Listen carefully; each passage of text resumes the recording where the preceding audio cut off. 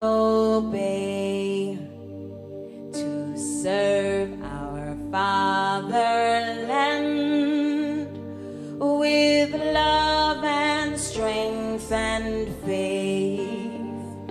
The labor of our heroes past shall never be in vain. To serve with heart and might, one nation bound in freedom, peace and unity.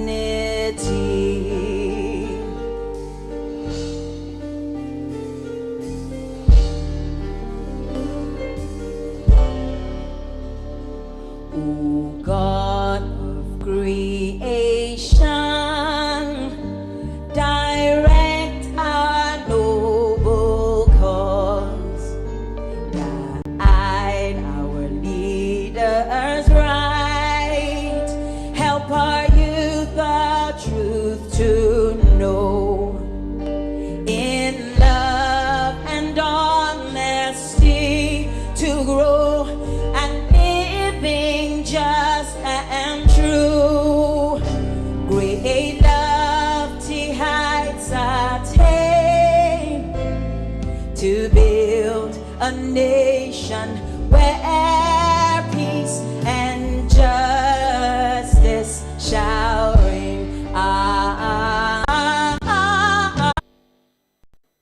name is Ayomai Rese, and I'm delighted with you, everyone, and ask you to sit back, relax, as we go into a time that is hopefully a moment for you to think and challenge ideas, practices, and norms that have before now been what people had been used to. We are changing the narrative, and we want to invite you and welcome you along this journey to do this with us. The theme for this inaugural conference is Serving with Integrity.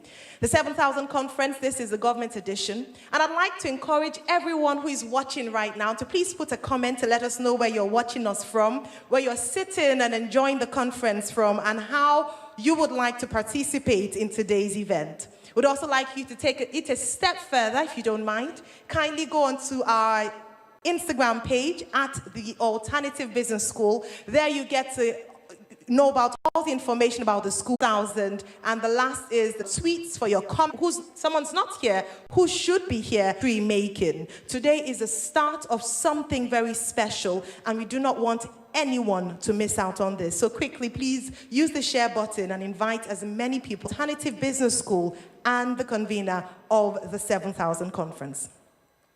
She's a speaker, author, teacher, encourager, coach, and a unicorn leader. She's also an experienced marketing strategist and the founder of God in Real Life Outreach.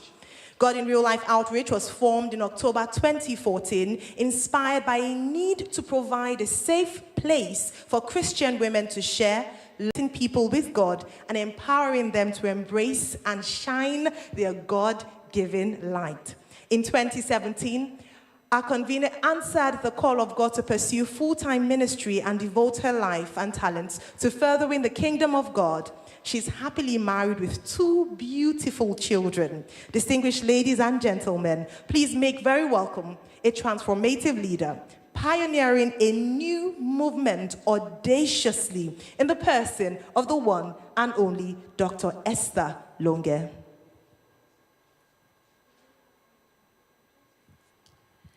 Good afternoon. Thank you so much, Ayo, for such a wonderful introduction. Hi, everyone, and welcome to the inaugural edition of the 7,000 Conference. It is my utmost pleasure to be here and to see so many of you online. This is so heartwarming because I feel like this journey is all of ours, because we are so excited and we are so hopeful that the Nigeria that we see in our hearts can actually be in actuality. And so I want to say before we start, if you are watching on YouTube, please hit the share button and share with as many of your friends and your family as possible. This is an event that you do not want to miss. This is an event that you don't want to hear about.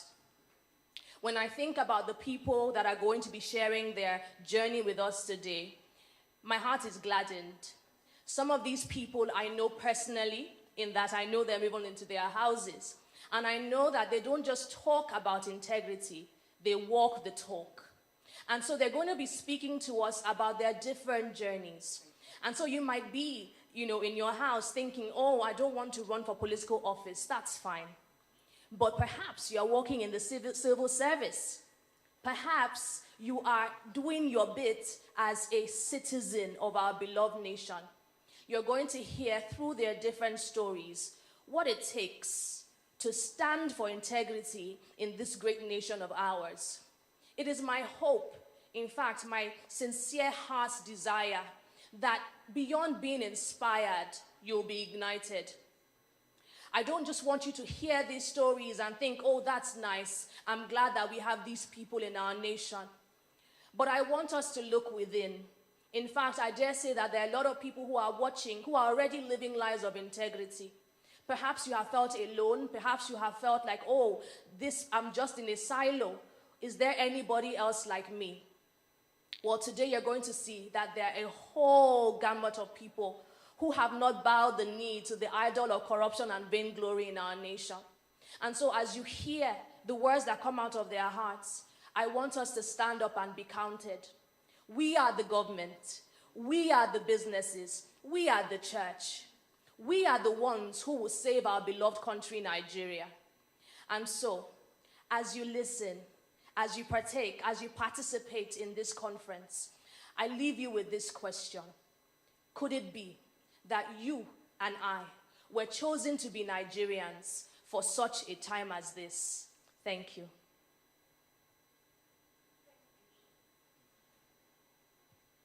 Who is going to change Nigeria? The government can't do it alone. The vice president cannot do it alone. The president cannot do it alone. Those in power, apart from the fact that there's a need for a lot of courage, a lot of competence, a lot of capabilities, the few people that really want to see this country change are too few. We are too few. We can't do it. Everybody sits and points a finger on who should do it. Someone else should go and do it. But every single body needs to get up and fight for the soul of our country, or we will never, we're just joking and talking. Unless you take action, we will never change. The only way to change, and it does not exclude prayer, because that is where you get the instruction. But Esther did. Esther sacrificed. Esther was ready to die. The people that are ready to make this country work systemically for everybody are ready to lay down everything. I personally could be doing a lot of other things. The vice president could be doing a lot of other things.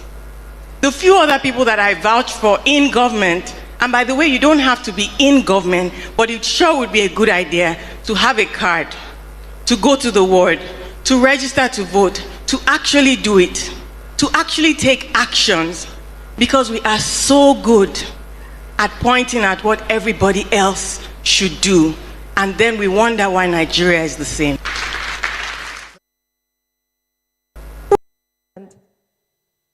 Excellent. Such a powerful speech that evergreen, never goes old, by Dr. Jumoke Oduwole, whom we'll be hearing speak in the next few minutes. However, going back to Esther's speech, I'd like to just remind every single person watching that you and I have a responsibility.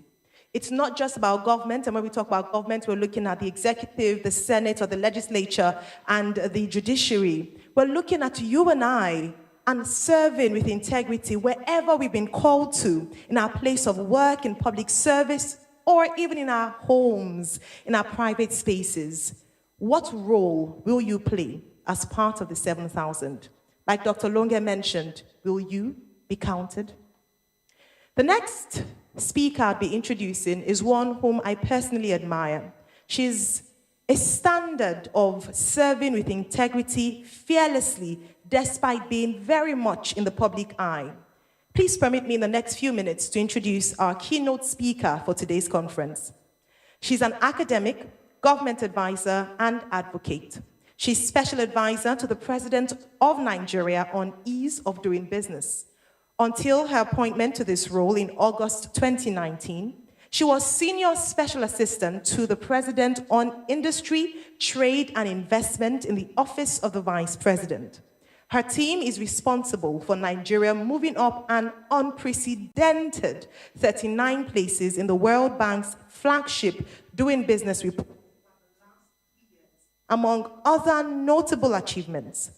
She's currently on leave of absence from the Department of Jurisprudence and International Law at the Faculty of Law, University of Lagos, Nigeria, where she is a senior lecturer. She's a respected global thought leader in her field. She was the only African nominated onto the World Economic Forum's Global Future Council on Trade and Investment in 2016 and is a highly sought-after speaker. She's currently a trustee of the Mandela and is a Tutu Fellow of the African Leadership Institute. Please make very welcome to give the... The Benin Kingdom was formed in the 11th century AD, around 1180. Some say 900 AD.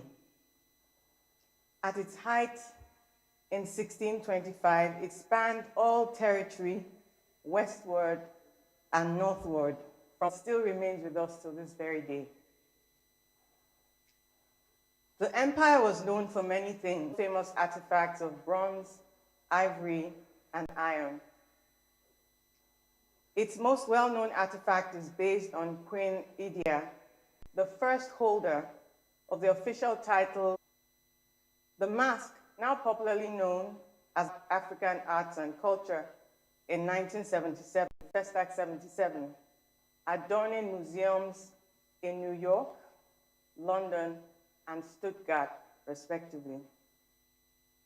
In one evening a couple of weeks ago, when the reigning Oba of Benin,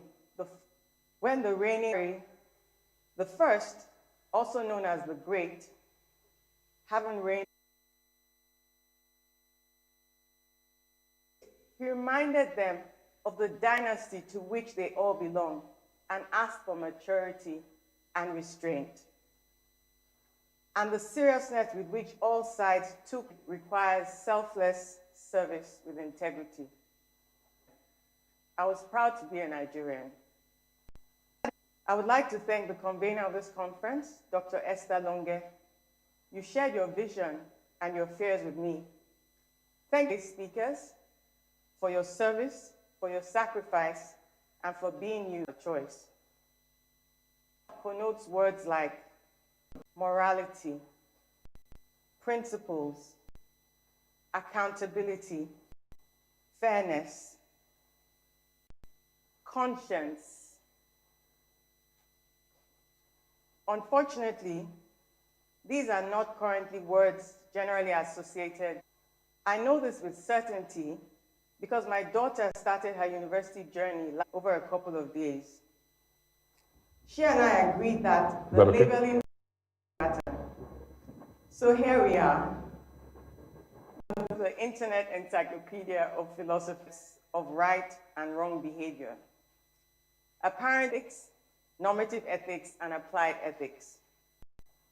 Meta-ethics, do they involve more than the role of reason in ethical judgment? We arrive at moral standards that regulate right and wrong conduct and the consequences of our behavior on others, such as abortion. Examples in our Nigeria. I spoke with Dr. Longe a week ago. Her vision, who are you?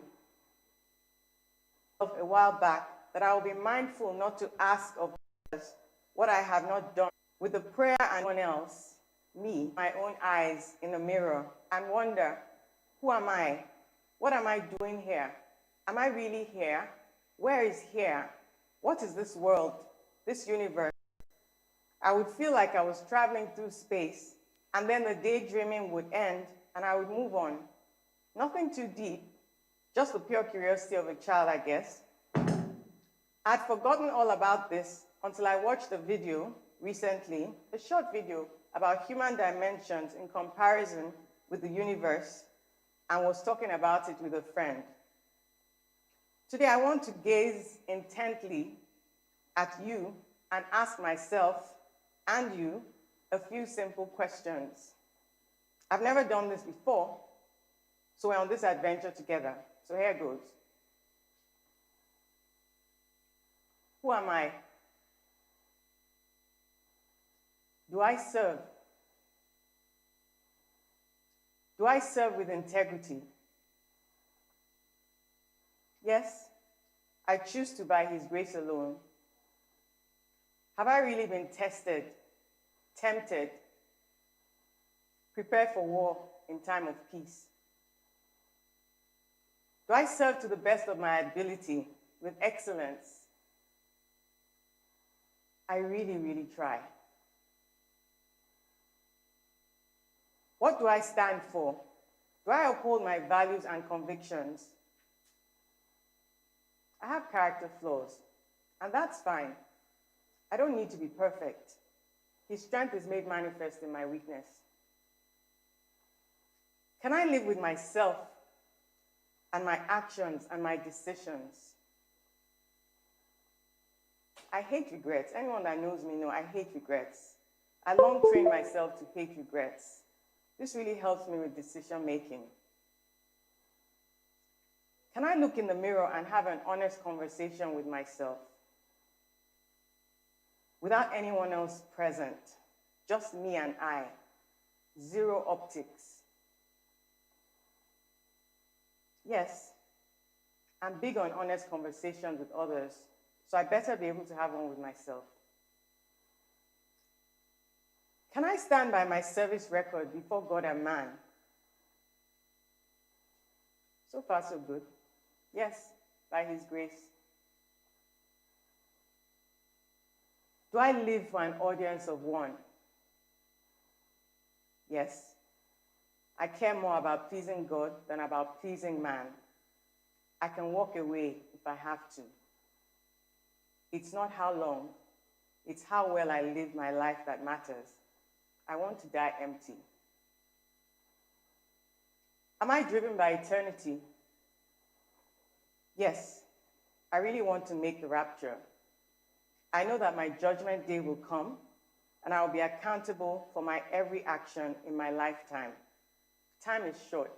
Jumoke, stay focused. Now, who are you? As an individual, any people is made up of ones. Who are you? As a Christian on kingdom assignment, who are you? As a Nigerian, regardless of tongue, tribe, religion, age, gender, who are you? As a part of people everywhere, as a part of humanity, who are you? As an actor in one or more of the 7 pillars of society, government, media, arts and entertainment, business, education, religion, family, who are you?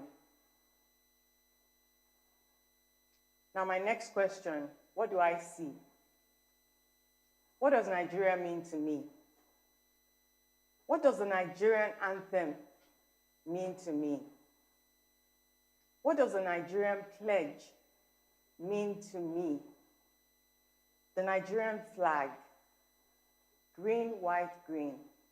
What does it mean to me? The Nigerian green. I trained myself to love green, to love buying Nigerian, to be proudly Nigerian, no matter what. What do the Nigerian people mean to me? Not the ones that I know, not the ones that are like me. Across the country, very different from me in every way. What do they really mean to me? What do I see for Nigeria in my imagination, in my mind's eye? Wakanda forever, Black Panther, Chadwick Boseman He paid a huge price to serve. It cost him. What do I believe in my heart? Do I really believe? What do I say about Nigeria with my mouth? If I do not love Nigeria, if I do not love Nigerians, then what's the point? What do I do for Nigeria? Love is action. Do my actions match my words? What do you see? Who are you?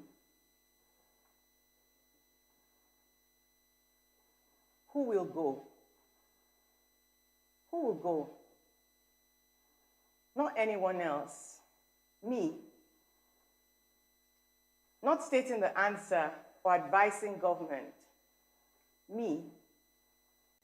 Not criticizing or running commentary with my friends and family. Me.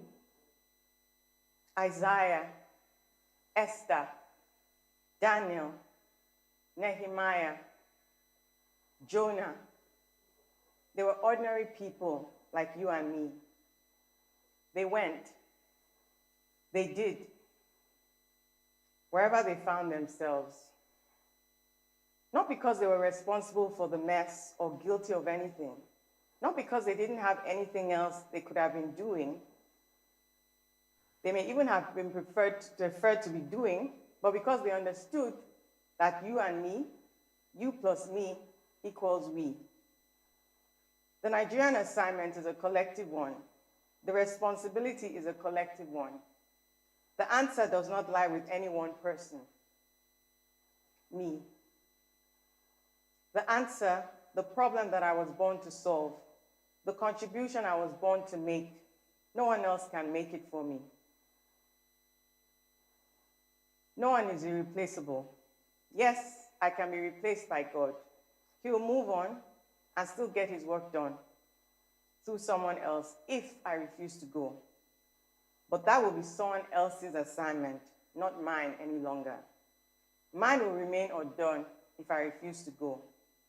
What do I choose to do to serve in my prime years? Not later, now. Who will go? I? You? Someone else? I'm Nigerian. I believe it is not an accident. I will go. Do my actions match my words? I've learned to guard my mental space extremely closely. The words I let in, the company I keep, the utterances of my mouth. Out of the heart, the mouth speaks. Where is my heart? Where is your heart? When things cut really deep, pain and frustration, 2 steps forward, 3 steps back. When courage appears to fail everyone around me and change doesn't happen at all, is painfully slow or actually unravels. Sometimes there's discouragement everywhere I turn. When fear of futility tries to overwhelm me and I have thought about giving up, by the power of the Holy Spirit, I turn away. Fear is the opposite of faith. Will I ever see the Nigeria of my dreams? Will I ever see Nigeria as it is in heaven, manifested here on earth? I see the undeniable facts in front of me now, but I know God's truth as written in his word.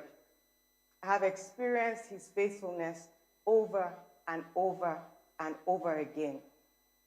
So I stay focused. I block out the negative. Whatever the source, I remain an incurable optimist through faith in Christ Jesus. I believe God. I believe his promises for Nigeria. Simple. It is a choice. It's my choice. I serve with integrity and passion because I'm on a God-given assignment. By his grace alone, I shall fulfill my destiny, my purpose, and finish this race strong? Do your actions match your words? So, who am I?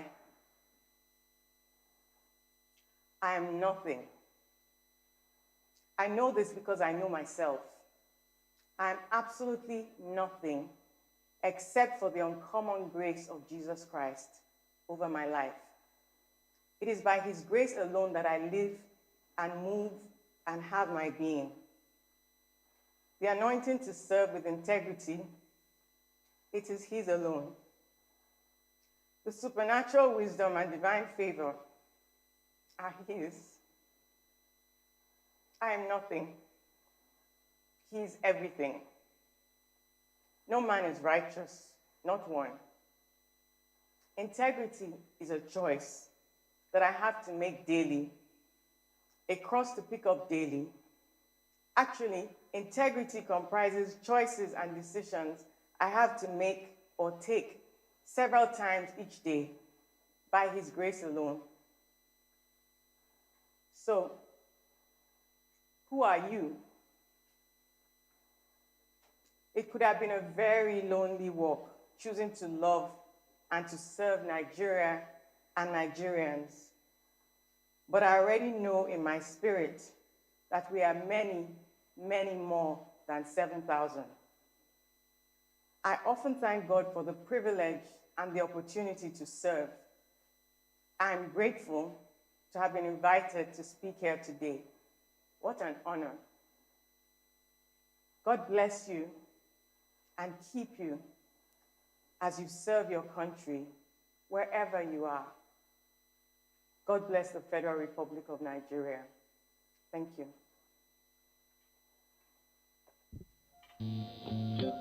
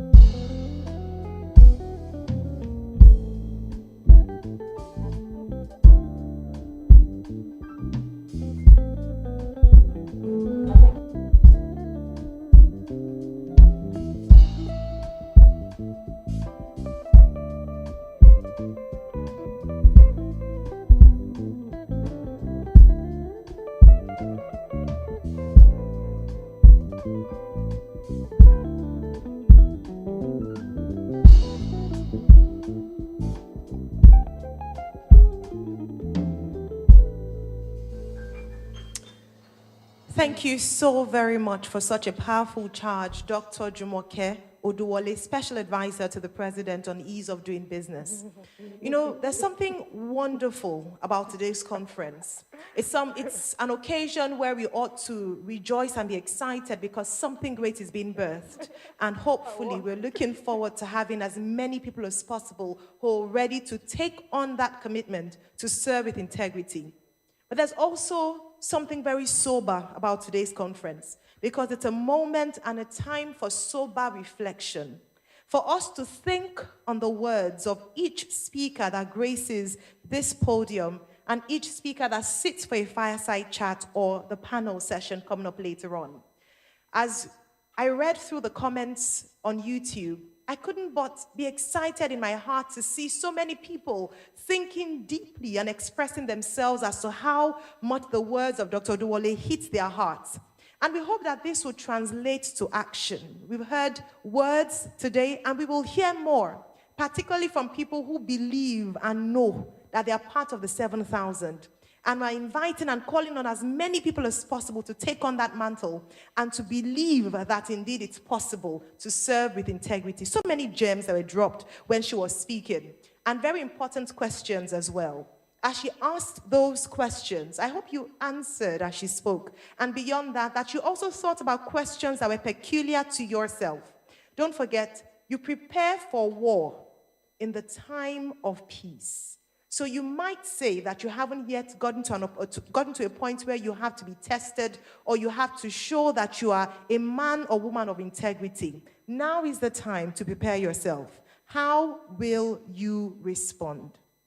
That's a question for you to think about. We move on in today's conference. Again, like I mentioned, so many things to think about, but very importantly, we hope that it will move you and mobilize you to action, not just for yourself, but in your community as well. It's my pleasure now to introduce our first fireside chat for today. Don't forget, as you tweet, as you send your messages on IG, use the hashtag for today's conference, the 7,000 or the 7,000 conference, or serving with integrity. You and I are the ordinary people that will do extraordinary things in Nigeria. So help us God. And so, for the next fireside chat, speaking on ascending the mountain of government, anchors and slides, it's my pleasure to introduce the national chairman of the Alliance for a New Nigeria, ANN, in the person of Mr. Emmanuel Daniel. Joining him will be Mr. Tonye Cole, who is a politician, transformational leader, and also one of the gubernatorial contenders in the last election in Rivers State.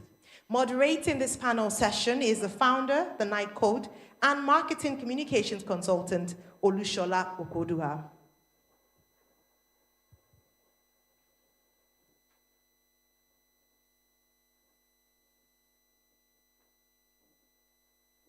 Hello, everyone, and this is going to be an amazing time where we're going to learn and unlearn everything you thought you probably knew about politics, about government, about business, and it's going to be so good. Now, this edition is from the Alternative Business School, and it's focused on government, and I love the conversation and topic on government. I'm here with no other than Mr. Emmanuel Daniel, and he's going to be talking to us about business, about politics, about government, and also we're going to also have Mr. Tonye Cole, the co-founder of Sarago. So let's jump right into this now. I love it already.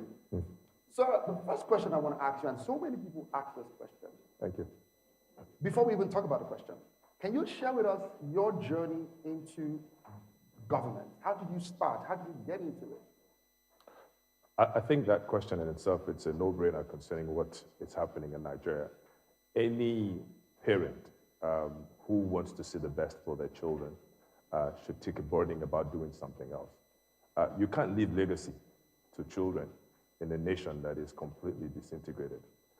There has to be a nation for them to be able to have the inheritance you want to leave behind. So I think my journey began a couple of years ago, but I remember one of the interactions that I had in 2015, and that was with the current president at the time, when he was running his campaign. And I had the privilege of just having that conversation with him during the campaign time. And I remember that I asked him a question, which was clearly, why are you running, for office again? And he said something so profound then. He said to me, what has changed? What has changed since the first time I started running? Apparently, what's keeping him going is that until Nigeria changes, he would not stop running. Now, I took a cue from that. For me, it was important that we had to see, for as long as we live, we had to see that Nigeria changes. There has to be a credible change in that. And so what many had sort of focused on all of, trying to get into office, political appointments, I began to see that there was something that Nigerians were overlooking. And that is the one part that nobody wants to get involved in, which is, political parties. It was important for us to see that the way the political system works in Nigeria, the people who actually influence everything in Nigeria is from the political parties. If you're an appointee, they determine if you're going to stay there or not. So it was important for us to begin to see how to create an alternative party that carries the DNA of integrity. People have said it's impossible, but I thought that it was possible to do, and we got involved in setting up a political party, started from the scratch, and from the last 2019 election, we had a good showing. We had a good presidential candidate in the person of Falajo Otoye. And our ethos, we maintained it throughout. And so that gave us a clear indication of, that it's possible to get involved in this, but it's not something that's going to happen overnight. So we set out a 20-year vision, and the idea is to just continue to follow through from 1 year after the next year, and one cycle after the next cycle of elections in Nigeria. But it's beyond. It's a lot of work to do, but we are so positive in what we're seeing in our first attempt that it just takes only a little nudge. We can shift things in Nigeria. Amazing. Okay, let me ask a question to Mr. Toye Cole, who's joining us right now. And this is one question that I know both of you have heard over and over again. Yeah. And it's a question people will say, I want to get into government, I want to get into politics, but politics is a dirty place for me to be in. I just want to serve my God, I just want to go to church, I just want to love upon God, I want to do business, do other things, but when it comes to politics, even though I'm passionate about it, I'm like, no way, don't let me go there yet, because it's for the dirty people, quote unquote. So, sir, what would you say to us about that? It's politics is a dirty game, and if it is, should we stay away from it, or you're calling us more into it? And how are you then coping and surviving in that space right now?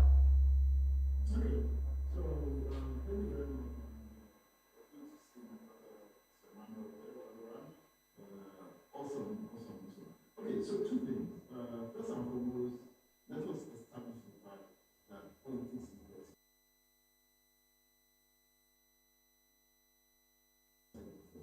Why? When you given the mandate, very, very simple mandate, that you are the light of the world, that you cannot you need to shine. It says that you are the salt of the earth, and you use the should be thrown out and thrown under. Two things extremely important. First and foremost, we are called to shine in darkness. We are not called to run in different. We are called to live in difference. So how can we change something that is really better if we are not involved? That's right. We want to be involved and now and stay outside. And the fact that we want to let us go people, let us feel, and heaven will come down, angels will come down.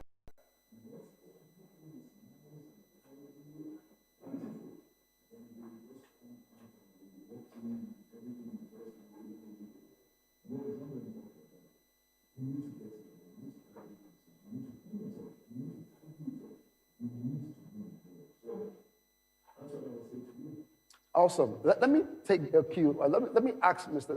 Diana the same question. What would you say about that? Would you say that politics is a dirty game? And if I want to get into it, how then do I get into it? Knowing that I have it in my mind somewhere, that's a bit of a dirty game. Yeah, for me, I think it's a bit of a disconnect when, believers, try to keep themselves away from something that is dirty. It was very clear that in the whole journey of Jesus Christ, I think he was asked why he was always spending time with sinners. And he explained to them that he came specifically for the sinners. So it tells you that our responsibility is for the society, is to clean the society, is to fix the society. A man wakes up every morning and takes a shower. Why are you taking a shower? It's to clean yourself. So it's important that we must understand that responsibility that we have. That this nation, it is for us to be able to ensure that righteousness and justice is what everyone comes into contact with. And that's not going to happen in the pew. That's going to happen in the marketplace. And God is waiting for you and I to be involved in getting this done. So I believe very strongly that it starts with not why you should go. The question people should be asking is, what should I do? And how should I go? I think that should be the next question. But that to go out and be involved in politics, it is a responsibility that we both have. We're called to governance. And how can you govern if you're not involved? Right. It's amazing, really, really amazing. So let me ask another question, and I'm sure so many people watching online are probably asking these questions in their mind, so I'll help them bring it up. Now, I'm so passionate about Nigeria. I want Nigeria to change. I believe that there is so many opportunities, and this country can be one of the best nations in the earth. But I want to get into this politics, but I don't know how to get into it. So then, the first question is this. Let me ask Mr. Tonyeko this question. How do I get into politics? I want to be at the top. I don't want to start from ground. I just want to climb up there. How do I get into politics?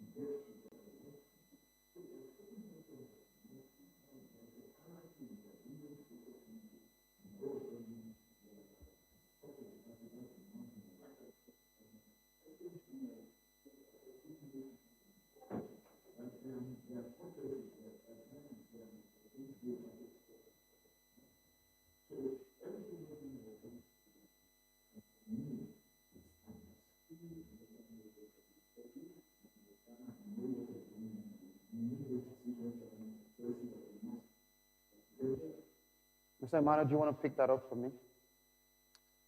I mean, I think I would totally agree with Toyako. You have to build from the scratch, and that's why we started a party from the very beginning, to start to build from the grassroots. You know, every leader in the world, with the exception of people who are the likes of Trump and the president in Ukraine and a few, but these are all people that have all started from the grassroots and grown all the way to the top. It gives you enough standard people. You have politicians today who have no connection with the people on the grassroots, and that's why when they get into office, you know, they don't serve the interest of the society. So it's important to begin from the grassroots, which means identify, you know, identify to get involved with those people in a party that they want to get involved in. They're open to that. But let them start asking those questions. You know, what is my ward? You know, who's in charge of my ward? You know, from there, who's the councillor in charge? Those questions are important, and that's where you start from. And spend time, you know, dedicate time in investing time in even understanding your community responsibility to their immediate community, you know. And I think that's where it begins. That take ownership of your community by getting involved, even if it's not for political office, but at least for information, that you know what is happening and what their plans are for that particular community and why they're not doing X, Y, Z. It's important to have this information. So the first thing is to ensure that people actually go to the grassroots right at the bottom and work their way all the way up. Really amazing. Let me ask another question. Now, a lot of people have a big, opinions about politics and how it works. And I think 60 to 70% of people, when you speak to them about politics and government in Nigeria, you would always hear a word, they don't have integrity. They lack integrity, which is the focus of this alternative business school today. Now, the question is this, very simple. Do you still think, I know this might sound funny though, but do you still think, I'll take it over to Mr. Dino first and then I'll ask Mr. Tonyeko, do you think there are people in our present administration or there are believers who still have the integrity to rule and lead this nation? That's one part of the question. The B part of the question is, what then do we need to start doing in order to fix that aspect of integrity in the new generation coming up? This is a very good question. But I would like to correct something real quick. The fact that one is a believer necessarily means that the person has integrity, right? So let us be clear on that. That do we have people in the present government today, regardless of which religion and faith they belong, that they have integrity? Yes, there are quite a few of them in there. You know, we know the vice president is a man of integrity. We know that, from the dealings of the president, no one will say that he lacks integrity in terms of as an individual, but the people he surrounded himself with might not be the best. But so do we have them? Yes, we do. But the people who control the machinery of the political party are people who lack integrity. And as long as they're the ones who are deciding, it's the issue. If I have integrity as a political party and I put you in office, my expectation would always be that you're productive. My expectation would always be that you show both integrity. Yeah. But in a case where that's not what it is, the moment someone who has integrity comes into office, the political party will come to them and say to them, you need to deliver on the amount of money that we spent in the election. And they're forced to do so. So you compromise from the beginning. And this is where the challenge is, that for some people have the nerves, and I believe that people in the political party as they are, the old political parties, and try and see how they can change things in between. But I think differently. And the idea is for us to be able to start up something from the scratch, from the beginning, and build it all the way up. There are many people in Nigeria that have integrity. The question is, they're not in the place they're meant to be. They're not doing what they're meant to be doing. And I think if everyone gets involved in this and bring that level of integrity to this, I think that we would see a different Nigeria. We'll see a new Nigeria. And I believe very strongly that we will be seeing that very, very soon, not too near future in Nigeria. Amazing. Mr. Tonya, do you want to pick that up for us? So, the great thing about my life, both as a businessman and recently as a politician, is that I have worked with governments, in government, around government for the last 25, 30 years. And one of the things that I have seen, whether in the civil service or within government and all, is that you would always find in all of that you will come across men and women of integrity. Now, sometimes they are few and far between. Sometimes they are hidden from sight. Sometimes they're not the ones that make a lot of noise so you don't see them. They're not the ones who flash a lot of money that people want to hail. But if you are spirit-led, you would always be directed to people of like minds. There's something that says that birds of the same feather flock together. And this is a saying that I have found true in business, I have found true in politics, that you will always come across people of integrity who love Nigeria, who love to do the things that are right and are ready to work together in that direction. Now, it takes patience, it takes relationship building to do that, to find them and to connect with them so that you can drive Nigeria to the way it wants to go. And so I have a lot of hope because I have always found people like this. There are people who have helped us grow, helped us become who we are today, and they exist. Believe me, they exist. What they often need is that push or that added momentum from others coming together to say that this is what we want to do and where we want to do it. Nigeria has them, they exist. So I am 100% committed to the fact that people of integrity do exist within the system, within government, within politics, and are ready to go. You may not see them, but we know that they exist. That's really impressive and also very amazing, and it's good to know. So what Mr. Tony was saying is that there are many people in the current government or many people in Nigeria that have that integrity and are able to build the nation that we all hope to see one day. But now let me ask Mr. Tony another question, just a feed off of what you have said. How then, because you mentioned that you were in business and then you transitioned into politics now. How do people make transitions? There are many people probably watching right now who are businessmen and women and maybe doing other things, but don't know how to make that switch and make that transition into business. How are you able to make that transition and still keep, again, your integrity, secured and sure in that moment? So let me ask you that question so that you can help so many people watching online who are about to make that transition or who wants to make that transition. Okay. So again, good questions. But every decision, you come to a decision point in your life at different stages, and at that decision point, you want to take a look at it and make sure that what you're doing is the right thing. I had come to the decision point in my life where I knew that almost everything I did was about pushing Nigeria forward. It was about looking for a next generation, driving that generation, looking for how to open doors within politics and all of that to do what is right. And so I was being consumed by all of this, and I was pushing it from the outside, trying to see whether I could make those changes as a business person, as a philanthropist, as a mentor to a lot of young people from the outside. And I realized that the more I tried doing this from the outside, the longer it was going to take. And it was just a difficult task. So the transition for me to go onto the inside and begin to do this from the inside was driven from a deep conviction that you needed to be inside the mix, not from the outside. So that was my conviction. So what are the things you need? The first aspect of it is that you need to have conviction. Secondly, you need to know yourself. You need to know where exactly you are in life. If you are not ready to be compromised, to be beaten, if you're not ready for the fight, if you're not ready for the long haul, if you're not ready for a marathon, you can't do it. And so for me, my mindset had already pushed ahead that for the next 20 years, this is what I'm going to do. So that transition meant that I had to shut down one part of my life to go into the next one, but it is something that I was willing to do. So there are sacrifices you must be willing to make. There are people that you must be willing to consult. So I had to sit with my family, with my wife, with my children, with my parents, and tell them that this is what I want to do and this is where I'm going to go. I had to sit with my partners to let them know that I am leaving one part of my life, my business, such that I can go and focus on this.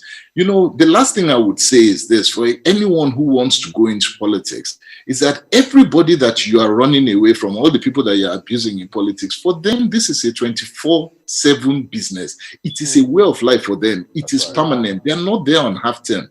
So if we are going to go and make a change, we have to be committed to be there full time. And that's why I'm there. It's a full-time thing. So it's a mindset. You just have to change the way you think. Amazing. If you're watching online, you can just put some emojis, a round of applause for them. It's been really, really, really impressive right now. So let me ask Mr. Dana a question. We started off a conversation earlier, and you started to talk about the importance of focusing on community. So there are many people who doesn't want to get into government or governance or politics, but they want to be able to do so much in Nigeria, particularly in their communities and their society. Can you talk to us? You were telling me some very interesting things earlier there. Can you talk to us a bit about that? All right, thank you. When we talk about government, we talk about governance. First, we must realize that our responsibility as believers, as citizens, is to govern. And the question is, govern not from the perspective of just political office. Govern. The first responsibility of a man is to govern himself. That's the first responsibility. The next thing is to govern his home, his family. The second thing is to govern his community. The third thing is to get to the point where he's governing a nation. So that's a transition. First question is, man must govern himself. Govern himself means that a man must work in the level of integrity that is expected of him. So anyone who's listening on the outside, that's the first thing. That's your value proposition, that you work with integrity. You know, that your yes is yes and your no is no. The second thing is governance, taking charge of your community. You see, many times we find ourselves complaining about what is wrong about Nigeria. And the truth of the matter is that each and every one of us can do our little bit in our community. If I decided every day that I would give 5 loaves of bread out to someone every day, in 5 days, I probably would have fed 25 different people or 50 different people just simply because I am donating 5 loaves of bread every day. Now, young people need to understand the strength and the power of social media. Because many times when people talk about community projects or community impact, the first thing they think about is, I don't even have a job, number one. Yeah. Number two, I'm not empowered to be able to do so. Resources. But you see, that's the thing. That's why it says first thing is integrity. Integrity is that whatever it is you're doing, if people can see that what you're doing is right, and there's integrity around it, you can raise funds. You can show people. That's what social media is for. Stop wasting social media on taking pictures for expensive bags and shoes. Use something that is impactful. where you start something in your community, your immediate community, and you're constantly streaming or making sure that people see what you're doing, and just call out for volunteers. There are many people who are always willing to join. You're feeding 5 people. Someone would say, I want to feed 1 more. Another one says, I want to feed 2. Before you know what's happening, in 6 months, you're already feeding 100 people every day. This is how it starts. You don't need to have the resource. The resource is there, out there, but somebody has to get the job done, do the good work, impact life. People are generous.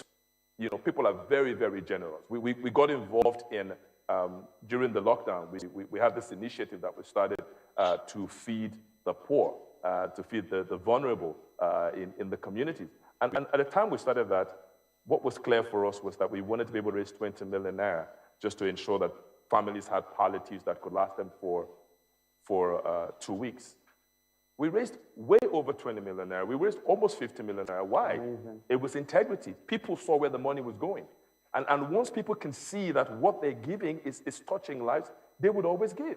And this is the secret that everyone must understand, and no one. And that's how it begins. You take responsibility of your community, and that begins to build interest, because in feeding a guy or someone, you begin to understand what the other challenges there are. Is it education? Do they have a son who is sick? Do they have little tiny things? From there, there's somebody in the hospital who guess he can't pay his hospital bills. The same person who is feeding 5 people every day can tell people out, say, there's someone in the hospital, we help them pay. And people are generous. Nigerians are generous. I've never seen the level of generosity that I have seen in Nigeria, that I've seen, you know, in this time during the lockdown. It was an eye-opener for us to see what it is. So for every young person, identify something in your immediate community, take responsibility for it. If you want to start cleaning out the gutters, you know, the drainage system in your area, start that, but show people this is what you're doing. Call out volunteers and they'll come. This is where it begins. And I think that this is the direction, and this is how we should be raising young people now, that they begin to take responsibility, because once you own the community,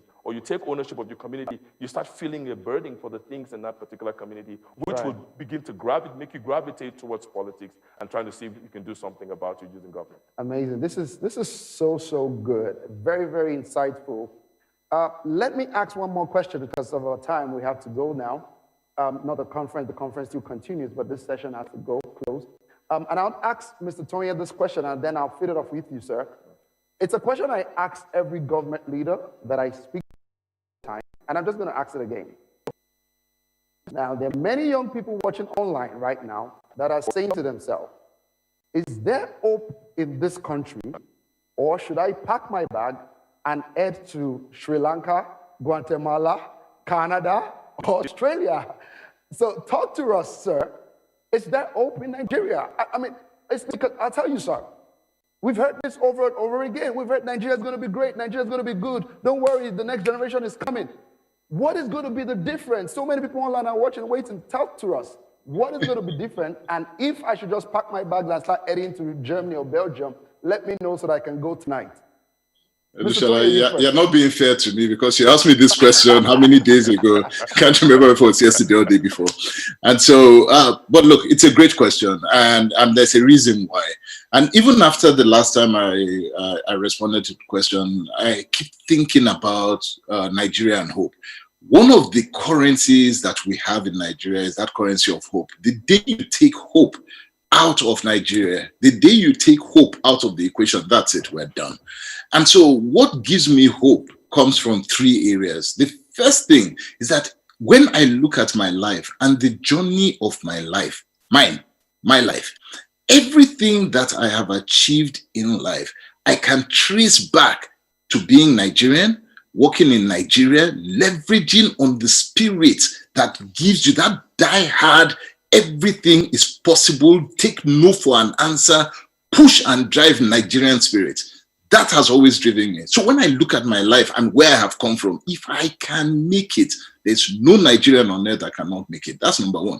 Number 2, what gives me hope and continues to give me hope is the next generation, this same generation that you talked about. A lot of them are immigrating and all of that. Yet, I come across Nigerians within this same country that have carried such a belief, and they have such ideas and such passion for where they're going to, that they continue to give me hope. And every single time I engage them, they have never let me down. I would say this, that where Sahara is today, you can trace it back to an entire generation. When we were turning 40, just before we turned 40, we decided to go back to a generation that was between the ages of 20 and 27 and began to recruit specifically within that age, giving them the freedom to think, freedom to do whatever they wanted to do. And that has been the driving force. Never ever take hope away from Nigerians. That's the second aspect of it. And then the third aspect is that even those who have gone abroad, even those, and I traveled, right now I'm in London, I have met Nigerians everywhere I have been in the world, everywhere. And one of the things that I've seen is that put them in any situation. These same Nigerians, put them in any situation, they come to the top. In every institution that I've been to, school, Nigerians are at the top. Everywhere I have come across in Nigerian who determines that they want to do the work that they should do in any country, whether in Africa or abroad, you see Nigerians at the top. Now, it just tells me something, that it is not lack of capability. It is not lack of passion. It is not lack of who we are that is keeping us where we are today.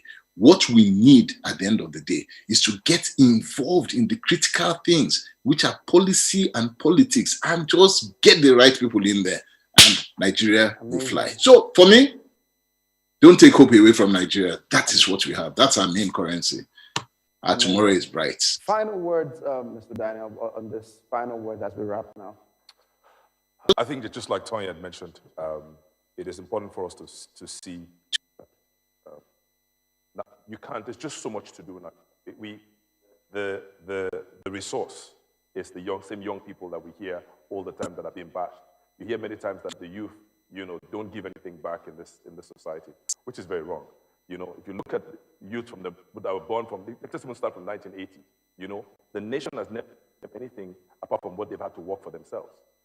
For those who are born from 1999 who experience democracy of what they see, it's not something they didn't get involved in. Yeah. The reason why young people spend time on social media is because that's the only place they have a platform to express themselves. Right. And one thing we must give to them is they do express themselves. If you give them something out of the platform, they would express themselves.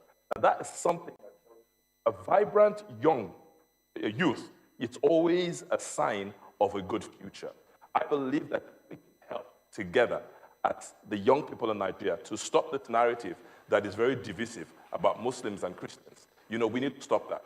Every religion in this nation has a responsibility. And the responsibility is that this nation is our responsibility, regardless of which faith you belong to. And I believe Nigeria can live together, work together.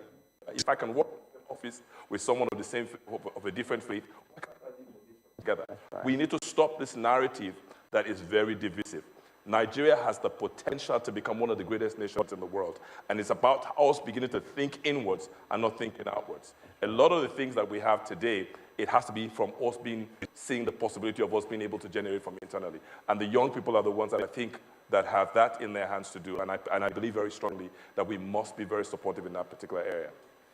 Thank you so much, sir. Thank you so much. This has been very, very, very good, very inspiring. At the same time, and one of the things, or to wrap up all that has been said today, one of the major things that stood out for me is the fact that it is possible for you to still have that integrity and keep it as we journey together to this top of the mountains that we've been talking about and getting into politics and government. And with Mr. Tony Cole and also with Mr. Dana, we say thank you so much for joining us today. It was really, really, really good. Thank you so much. And everyone, please, watching online, can you put your hands together for them? Give an emoji, give a shout, and all of that. And thank you so much, and see you soon as we continue to go out and become great and do great things for Nigeria. And yet, Nigeria would be great again. Thank you, everyone. Bye for now. Thank you. Awesome. Lovely.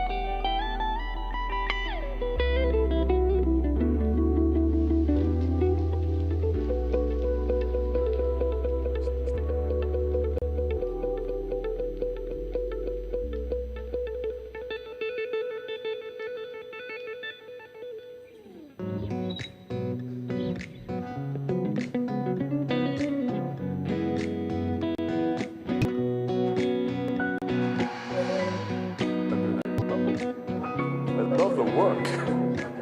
You know?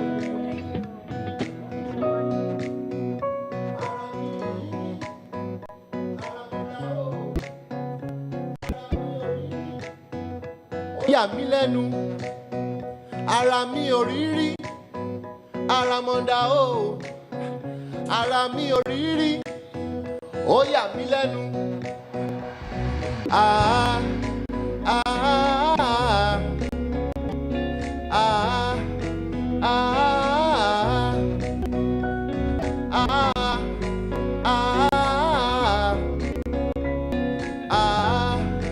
ah, It's easy to look the other way, ignoring the mystery seems far away. Humanity's misparity, humanity, you and me, all our insecurities, gender inequality, poverty in our streets, all of these are what we celebrate is iniquity. Hey, more oh, wonder, wonder, wonder, wonder, wonder, wonder. Oh yeah, my family loju ariran. The tables are turned, the sanity's in numb. Aye toto, akamora o ekoriya. Ah, yeah, ah, ah, ah, ah, ah, kò sóhun tuntun lábẹ́ ọ̀run. These days on television, the news they be like fact or fiction. Kò má dẹ̀ yé mi mọ́. Just the other day, them tell me, say, fish out of water, company, talk banana, can't repeat. Politics is now comedy, yeah. Original Arabuke Okere, Owe Atijo, Abuke Okere ti wà ní Instagram. Oh yeah, ẹkọrin, ah, ah, hey, ara mi ò rí rí o.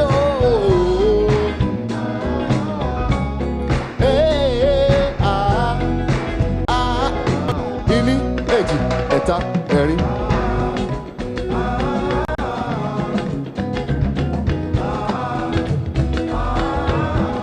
Ara mi ò rí rí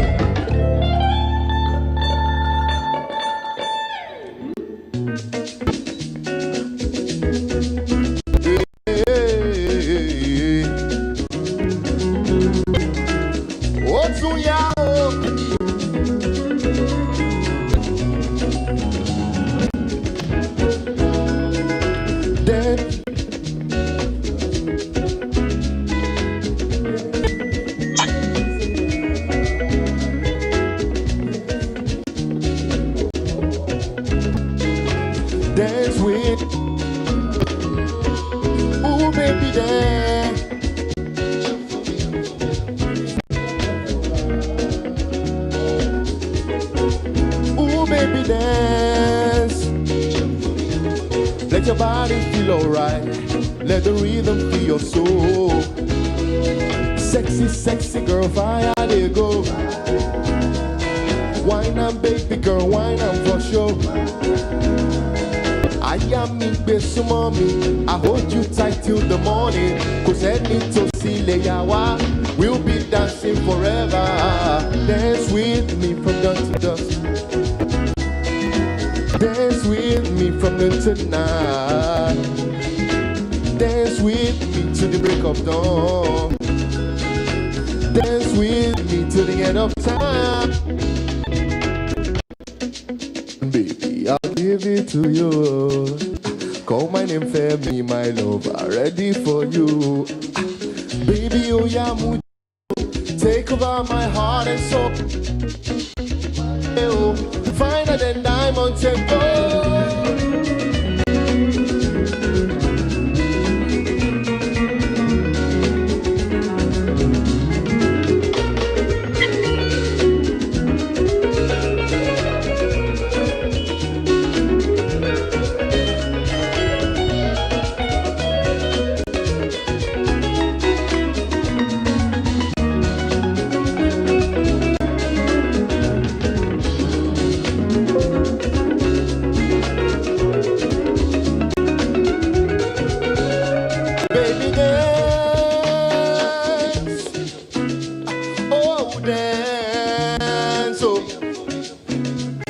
Jojo, darling me, oh.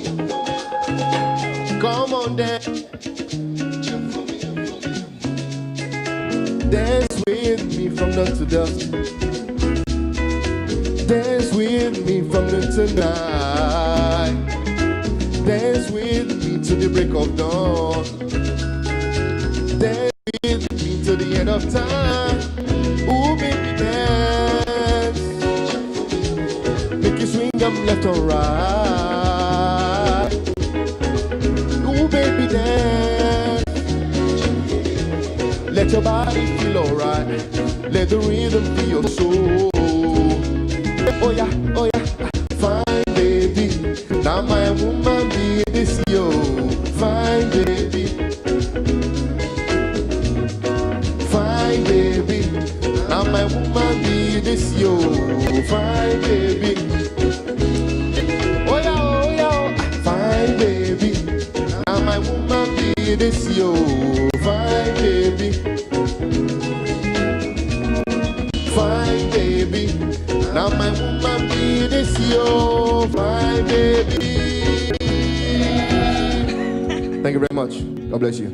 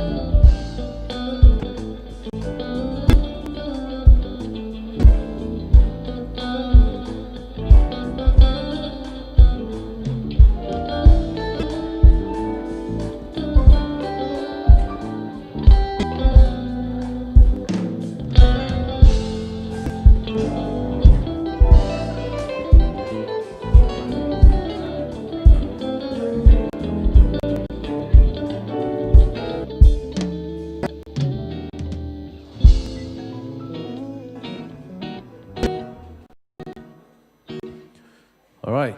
Thank you very much, Esther, for having me here. This is an incredible platform.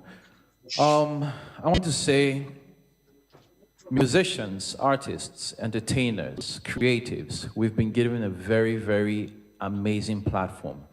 A platform of influence. A platform to be those people who actually change the world. When somebody asks me if there's hope for Nigeria, I always think, is it a Nigeria that has been built for me, or is it the Nigeria that I am willing to build for myself? You see, when you find people who are willing to sacrifice to build a thing that people want to see, in their country. Those are the people that are leaders. And I believe that that seed of leadership is in each and every one of us, and we have to take up that mantle and go forward and build the country that we wish to see. The first song I'm performing is called Look Away. And this is a song of blame to myself, that I've looked away all these years. So many times that I was, picked to do something, that I could have done something, but I didn't do it. I looked away. So everybody that's been looking away, this is your chance to unlook away and start building. And start building.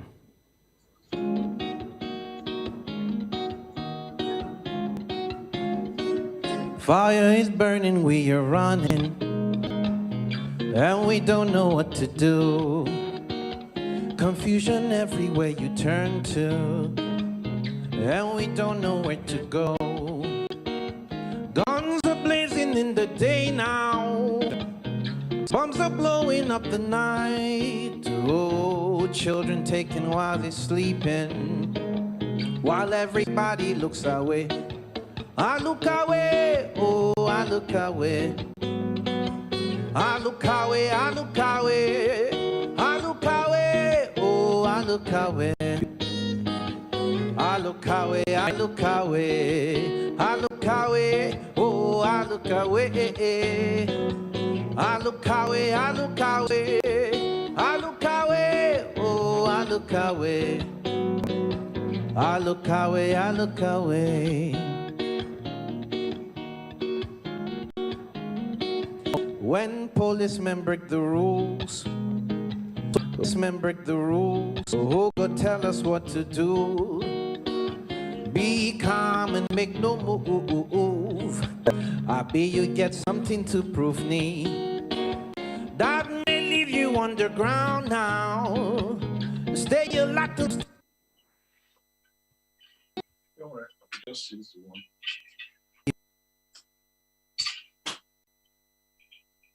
Look away. I look away, I look away.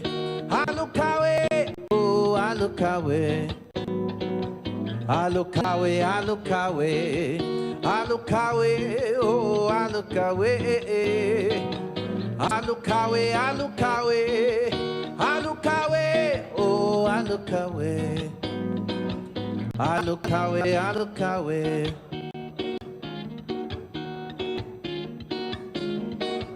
Government is made up of the people. Oh, don't look away.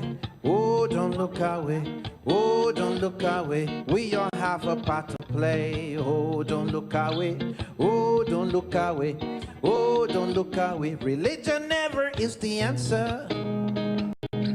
All we need is love, love, love. Come when you look out for your brother and your sister, you will never look away. I look away, oh, I look away. I look away, I look away. I look away, oh, I look away. I look away, I look away. I look away, oh, I look away. I look away, I look away. I look away, oh, I look away.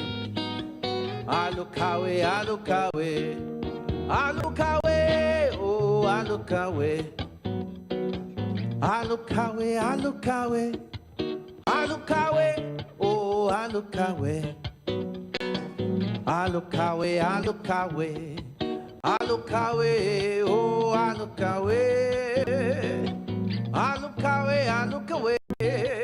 I look away, oh, I look away. I look away, I look away. Government is made up of the people. Oh, don't look away. Oh, don't look away. Oh, don't look away. We all have a part to play. Oh, don't look away. Oh, don't look away.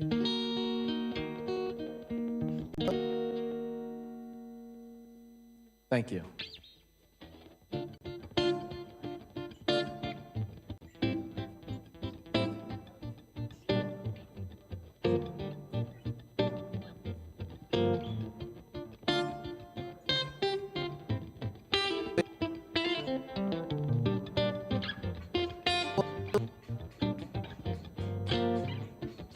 The concept of the super sun is to think about yourself more amazing than a star. You see, there's so many stars in the sky, but there's only one sun.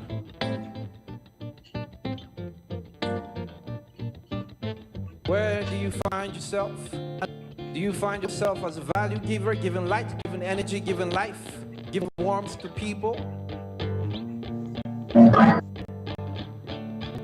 Or you're just a star in the sky? Oh, oh, oh. I have a dream that someday I'll be the super sun, will be the super sun. I have a dream that someday I'll be the super sun, will be the super sun. Close your eyes and think about your world. Creating more. You can have more. You're mine. Make me feel better for your grace. You can be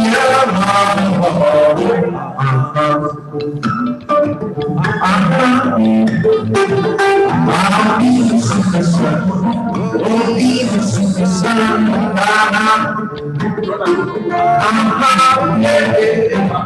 I'll be the super sun. We'll be the super sun. I have a dream that someday I'll be the super sun. We'll be the super sun. I have a dream that someday I'll be the super sun, will be the super sun. Now take a bow now. You are the greatest in the world. Say the greatest people always want more. So let's push up the bar, let's go there. Go there now, hey, surprise, surprise. I bet they never saw you coming. You're greater than a star, your lights are blinding. The super sun is ever blazing. Aha. Aha. I'll be the super sun. We'll be the super sun. Aha. Aha. I'll be the super sun. We'll be the super sun. I have a dream that someday I'll be the super sun. We'll be the super sun.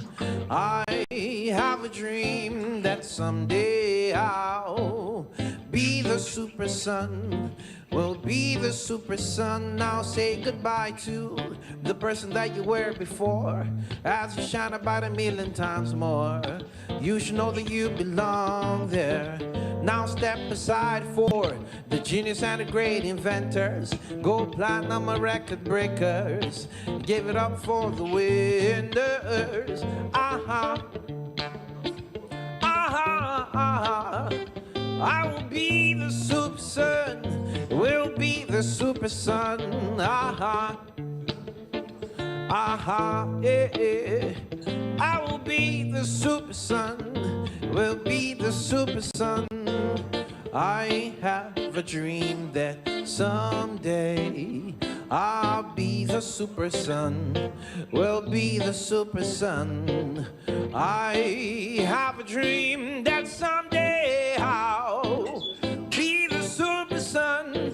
We'll be the super sun. I have a dream that someday I'll be the super sun. We'll be the super sun. Oh, I have a dream that someday I'll be the super sun. I am the super sun, yeah.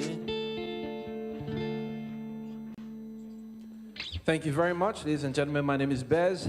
One last song and I'm out of here. Thank you so much for having me on this your beautiful platform. Have a good time and peace out.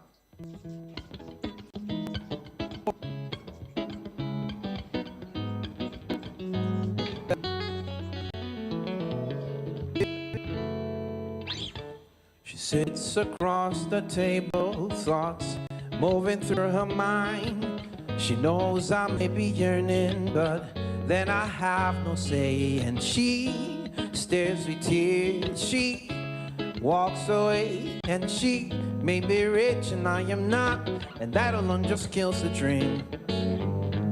Don't you worry about a thing, we should both be happy. We will be together forever. Don't you worry about a thing, we should both be happy. We will be together. And I'll say these words, every little thing we do. Mubarda Zuchidaya, Mubarda Zuchidaya. For you don't know what it takes you to. Mubarda Zuchidaya, Mubarda Zuchidaya. I sit across the table, thoughts are moving through my mind. I know I may be yearning, but then I have no say. I stay at her tears. She walks away, she may be rich and I am not, and that alone just kills the dream. Don't you worry about a thing, we should both be happy. We will be together forever. Don't you worry about a thing, we should both be happy. We will be together. And I'll say these words, every little thing we do. Mubarda Zuchidaya, Mubarda Zuchidaya. For you don't know where it takes you to. Mubarda Zuchidaya, Mubarda Zuchidaya. And I'll say these words, every little thing we do. Mubarda Zuchidaya, Mubarda Zuchidaya. For you don't know where it takes you to. Mubarda Zuchidaya, Mubarda Zuchidaya. For beauty is coming our way. Beauty is coming our way. Oh, oh, beauty is coming our way. Beauty is coming our way. Beauty is coming our way. Beauty is coming our way. Beauty is coming our way. Beauty is coming our way. Our way. And every little thing we do, Mubarda Zuchidaya, Mubarda Zuchidaya. For you don't know what it takes you to. Mubarda Zuchidaya, Mubarda Zuchidaya, Mubarda Zuchidaya.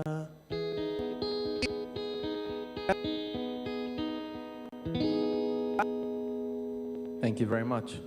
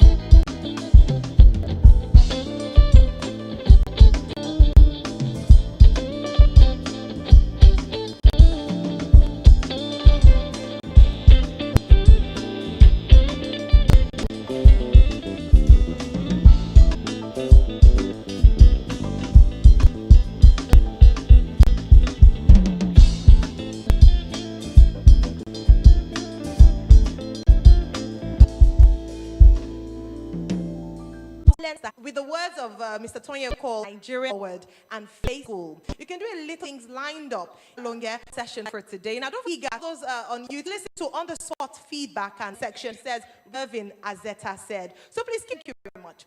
Now, like I mentioned, all right, if you're happy to go on, please say yes in the comment section. Say don't leave me. Hashtag don't leave me. We're about to share some wisdom in here, and you want to put that hashtag. You and I are the 7,000, and we'll stay here. And who is just about to queue for that visa for today? It's my organ watching us from.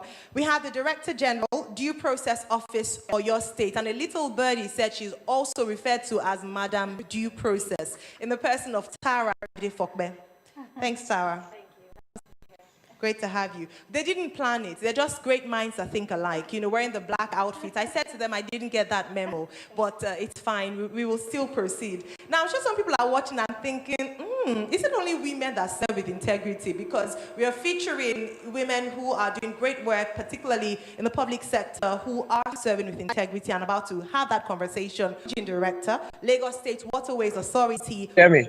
Yes, loud and clear. Thank you. If you can hear Dami and all of us here, please put it in the comment section. We can hear you loud with regards of environment and serving with integrity. Thank you very much. So, I mean, for me, I've always been passionate about public sector. And that journey sort of started, well, in my case, my career started in international development. And then I went to private sector and eventually ended up in public sector. So I've always had a strong conviction that the private sector plays a really significant role, and so does the non-profit sector, so the third sector. But I am convinced that for us to bring about significant change for the most amount of people, then that is the work of government, because government exists for public good. And that was really my pull, right, towards public service. And I have to be honest, I had a fabulous experience at the Lagos State Employment Trust Fund, and it gave me an insight into how government can work. And I feel like there are a few characteristics. The first thing is you need a team of people who are competent, right? So that's the first thing. The second thing is you need to have the right legislative and policy framework, right, for those people to do their job. Because it's one thing to get a team who have competence, who can do the job, but if they're in an environment that doesn't enable them to deliver on what it is that you have given them as an assignment, then there'll be a challenge. So I found that there are a couple of things that makes effective governance much easier than others. So in terms of my experience, I have to be honest, what I realized was when you have competent people, and you have the right legislative and policy framework, and people who want to do the work, then the work can be done. And that work that I did as part of the team in Lagos State was creating jobs. And I have to say that in 4 years, we did amazing work. Excellent. Thank you very much. If you are a beneficiary of the amazing work they did, please put it in the comment section. It's always good to get instant feedback. All right. Now, I'll ask a bit differently, Tara. Still the same question, still in the same line.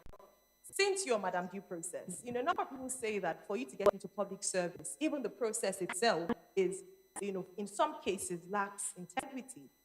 How was your own journey into getting into public service, into getting into the position that you're in? Was it a transparent process? How did you get this job? Okay, so let me tell you a bit about my background. So I've always been in this governance, regulation, and compliance space. I did a master's in corporate governance as far back as when nobody even knew what corporate governance was. So I will have conversations with people and people will say, what's that? I've always been passionate about governance. And at that time, I probably thought it was just limited to the business world and the corporate world. Little did I know that God, you know, a lot more in store. So started that journey, and that's just always been sort of the career path that I've followed. Along the lines, as you know, it could be challenging. There were times where I was asking myself, this compliance thing, you know, and all this governance, is it really, really worth it? Should I do something else? You know, and so even when I tried to do other things, it just, you know, I just couldn't let go, you know, so I continued down that path. So at a particular point, our executive governor now, I was actually going to do some compliance work for him in a private capacity in his company at the time. But that didn't work, which I now understand to be timing. So I moved on, and then I started working with the IFC in the corporate governance space as well, on the Africa Corporate Governance Program. And then the elections happened. He won, and then he called me into a meeting. And so I was in Accra at the time. I said, okay, when I get back, we'll have a sit down and we'll talk. And so he sat me down and he said, what are my thoughts and what do I think, what role would I like to play in the administration? And I just felt this restraint, don't say words, so I didn't speak. I said, what are you thinking of? And right there and then he offered me the job and said to me, I have no doubt, first of all, he encouraged me. He said, I have no doubt that you can do it. But then he said something, he said, I have no doubt that your experience in compliance would come to bear in this a lot. And at that moment I knew, well, for such a time as this. And so here we are. That's brilliant. Thank you very much. A few things to note from your story, which is that it's important to be faithful in your care and offered you the position. We know that it's one thing to be female, which we have Bosade and Tara, but being young, particularly in a state like Lagos State, the commercial center of the giant of Africa, it's interesting to see a young man serving with integrity in public service. How has this experience been for you? What's it been like? And how do you keep your head above water despite the politicking that might go on in this kind of office? Well, thank you very much. I don't know, can you hear me? Can you hear me loud and clear? Loud and clear. Thank you. Okay, awesome. To be honest with you, when you ask that question, for me, what just strikes me immediately is the foundation. Your own core values as an individual would always be tested and will come to play. So I think for me, going into that office, one of the first things that happened to me, interestingly, was that a day before I was promoted, I was sort of like elevated in church and given a major role in my church. And for me, I never see those things as a coincidence because I just felt there's something about this. So I knew that, going into that role, I must have the right foundation. And I think one of the core things for me was, humility. Always remembering that, because every time I see myself in the office, I keep remembering that the way you climbed up this ladder, the people you left at the bottom, they're the same people you're going to meet if you become proud, because when you're on your way down, you are going to have to, meet with them as well. So for me, one, humility. Another thing I would say that's really, really helped me in government is relationships, ability to maintain, to sustain, and be able to build relationships. In government, you need to be able to build relationships. If you don't know how to maintain and sustain relationships, you'll be in serious trouble, because you would always need all kinds of favors from different kinds of quarters. And if you can build the relationships appropriately, you would always, be able to succeed. So for me, I would say one, humility, the fact that, God made me, God gives grace to the humble. So God has given enough grace to be humble in the office. And I think with humility has come wisdom and every other thing I've required. Thank you.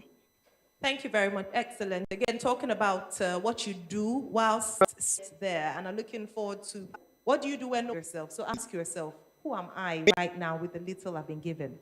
All right. Now, let's talk about what is popularly referred to as a Nigerian brand of integrity. First of all, the first thing let me ask you, Tara, is there such a thing as a Nigerian brand of integrity? I had a conversation with a few friends of mine the other day, and we're talking about leadership and integrity. And they happen to be in different parts of the world. And some of them were like, the others were like, it was okay for them to understand the concept of not, doing certain things and serving properly, possible to be 100%, full of integrity, working in public service in Nigeria. And how can we change that narrative, that there's a different brand of integrity for Nigerians? Absolutely. To me, there's no, what is that? Like, let me even put it back to you. What does that even mean?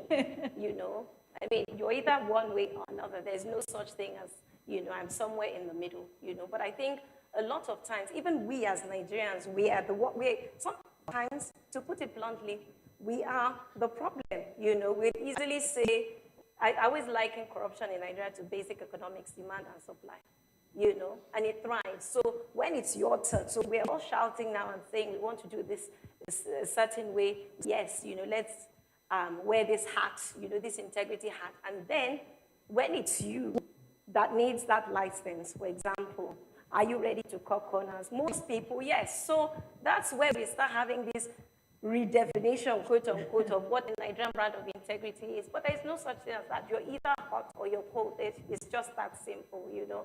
And it just irks me. It's just the way people will say, oh, Nigerians are corrupt. What does that mean, you know? There's so many. I think that's what this conference is all about. Anyway, there's so many people who are willing to do things the right way, you know. I mean, to sort of personalize this and go into my own role, for example, they know, you know, and it's been a journey. It's been a journey, but without a doubt, you know, it's gotten to that point where people know. I was talking to Bosse, because Bosse is my sister. We've known each other for years, just before we came, and I was telling her that, you know, someone was seizing the other day and saying, oh, madam, due process, as they call me, you know, has a smile for everyone, but, you know, bring your file that has an issue, and then it's a different story, right? And there's so many people like that. Even thinking of your state right now, there's so many. There's so many. A friend of mine visited me once and said, you know, there's so many like you. He said this even before this conference. And I said, absolutely. He said to me, find them. Yeah. And the truth of the matter is, I found them. There's so many. There's so many like that. I was telling Bosse as well, just before we came on, that somebody recently was awarded a contract, and he's not from Oyo State, nothing. He came to Lagos and was telling somebody that, and then so the word came back, do you know that I got awarded this amount, a contract, you know, this sum, and nobody collected a dime from me. So it's possible. I think that deserves a round of applause. So please, in the comment section, just give a round of applause to that particular situation. It's worth celebrating. We will get to a point when not just wondering, and everyone said, amen. All right, so Bosse, let me come to you. Now, when it comes to employment, creating jobs in Lagos, you know how sensitive that is. And, you know, they would say that you have to know someone to get something. Even when they give an allocation, government still has its own, you know, catchment. How did you manage, as a woman serving with integrity, with these kinds of challenges whilst in office? So I think there are a few things, and I'm so excited that, you know, Tara and Damilola have shared practical examples. So I think that when the Employment Trust Fund started in Lagos, one of the things that we needed to quickly do was prove to people that you could actually apply without knowing anyone, and you could either become a beneficiary or not. And as I said before, one of the things that helps that process is having a transparent and open process where people know, look, you apply either by form and you go to this local government, or you apply online and it goes through a process. So one of the things that we did was when we started off, the PricewaterhouseCoopers actually used to verify the entire application process. So by outsourcing it to a credible firm, we made it very clear that we have nothing. So there's nothing that wants to happen. First of all, you have to apply, right? Regardless of who you are.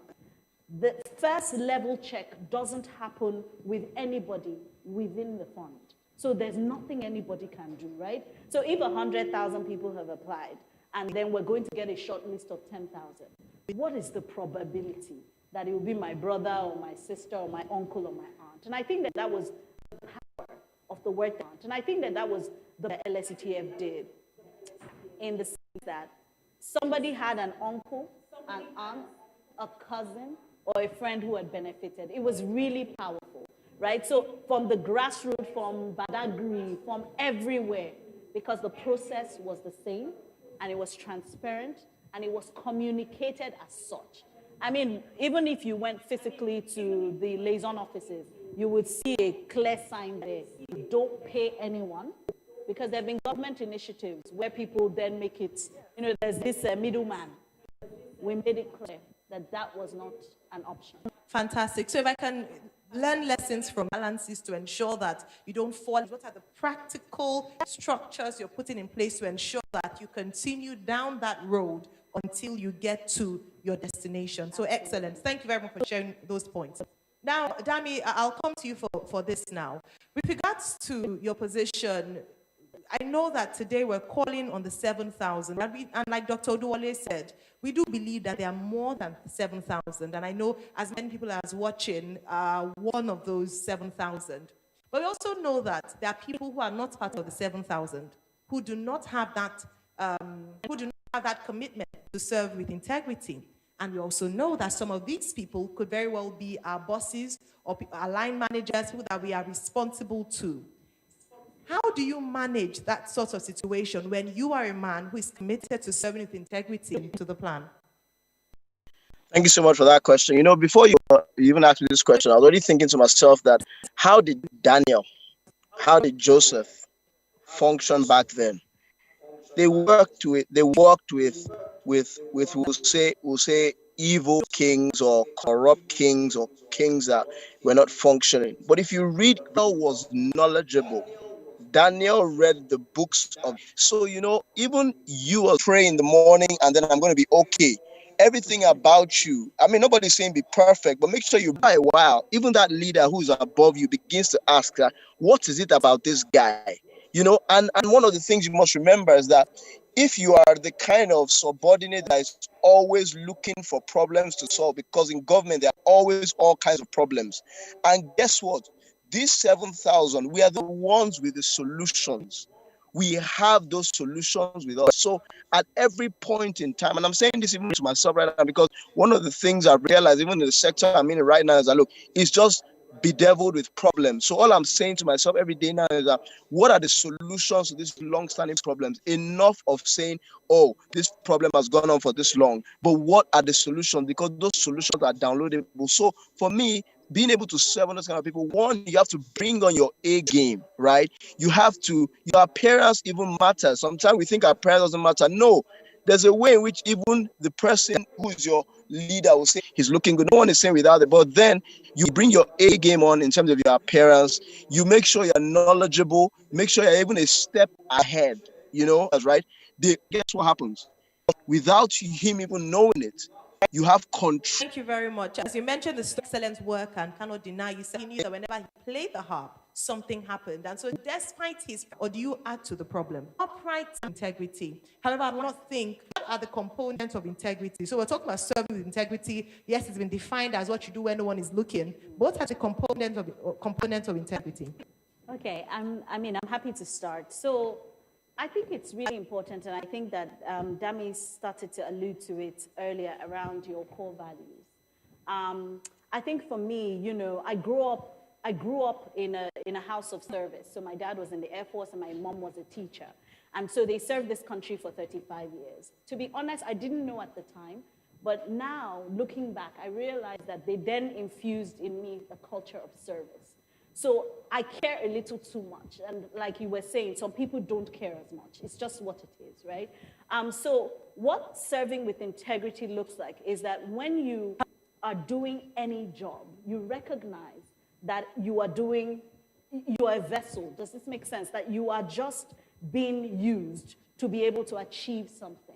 And like I said, that's why I really like the public service, because it exists for public good and primarily for public interest, right? Because whether you like it or not, there are private businesses and there are business private interest, right?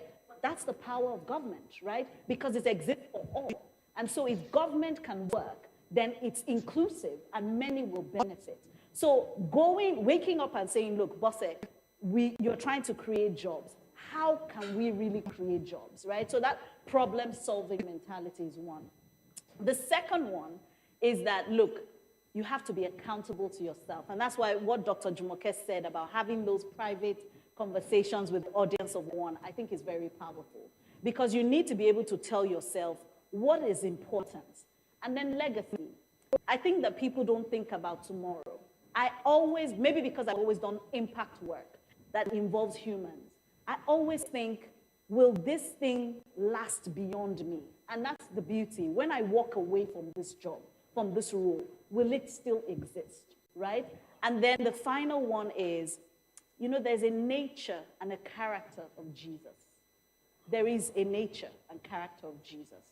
And the question is, when you work with your colleagues, as you build those relationships, and as you work, can they see Jesus? What do they see? So there's the day-to-day. Because I feel like a lot of people feel like you leave your Christian self at home, and then you take a different person to work. But if I can bring it together for somebody today, it's in your nature and in your character. Are you kind? You know, do you ask people, how are you? And do you mean it? You know what I mean? Even in the workplace, spirit, you know, come to bear, and people can see. I could see that there was something about them. And because they were shining lights, I would like to be like that person. And they might not even be able to figure it out. But the truth is, they're paying attention, they're watching. You know, they can't touch it, they can't feel it. But it's what you have expended in being like Christ. Brilliant. Thank you so very much for breaking it down so well. I'll come to you, Tara. Would you like to add your thoughts to what Bossy has shared with us, please? I will.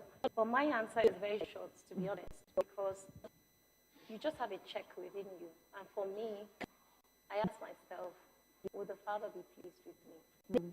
It's just that simple.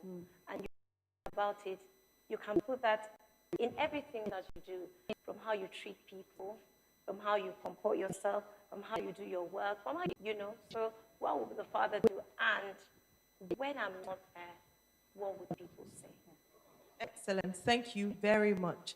Dami, I know you've shared a few things with regards to being faithful, being diligent in the place of work. Would you like to add something, or would you like to just go straight to that very difficult situation in the workplace where you were tempted to compromise, or you were faced to compromise, and how you escaped from that, just like Joseph escaped from Potiphar's wife? How did you escape? Yeah. Thank you so much. I think I'll just quickly touch on the first one. You know, for me, when you talk about integrity as well, serving with integrity, one of the things I think about is, how do you empower those below you? You know, and anyone that sort of knows me and the work I do at Laswa is that I brought my personal touch to the job. So I realized that when you're at the top, you seem to be like in a bubble.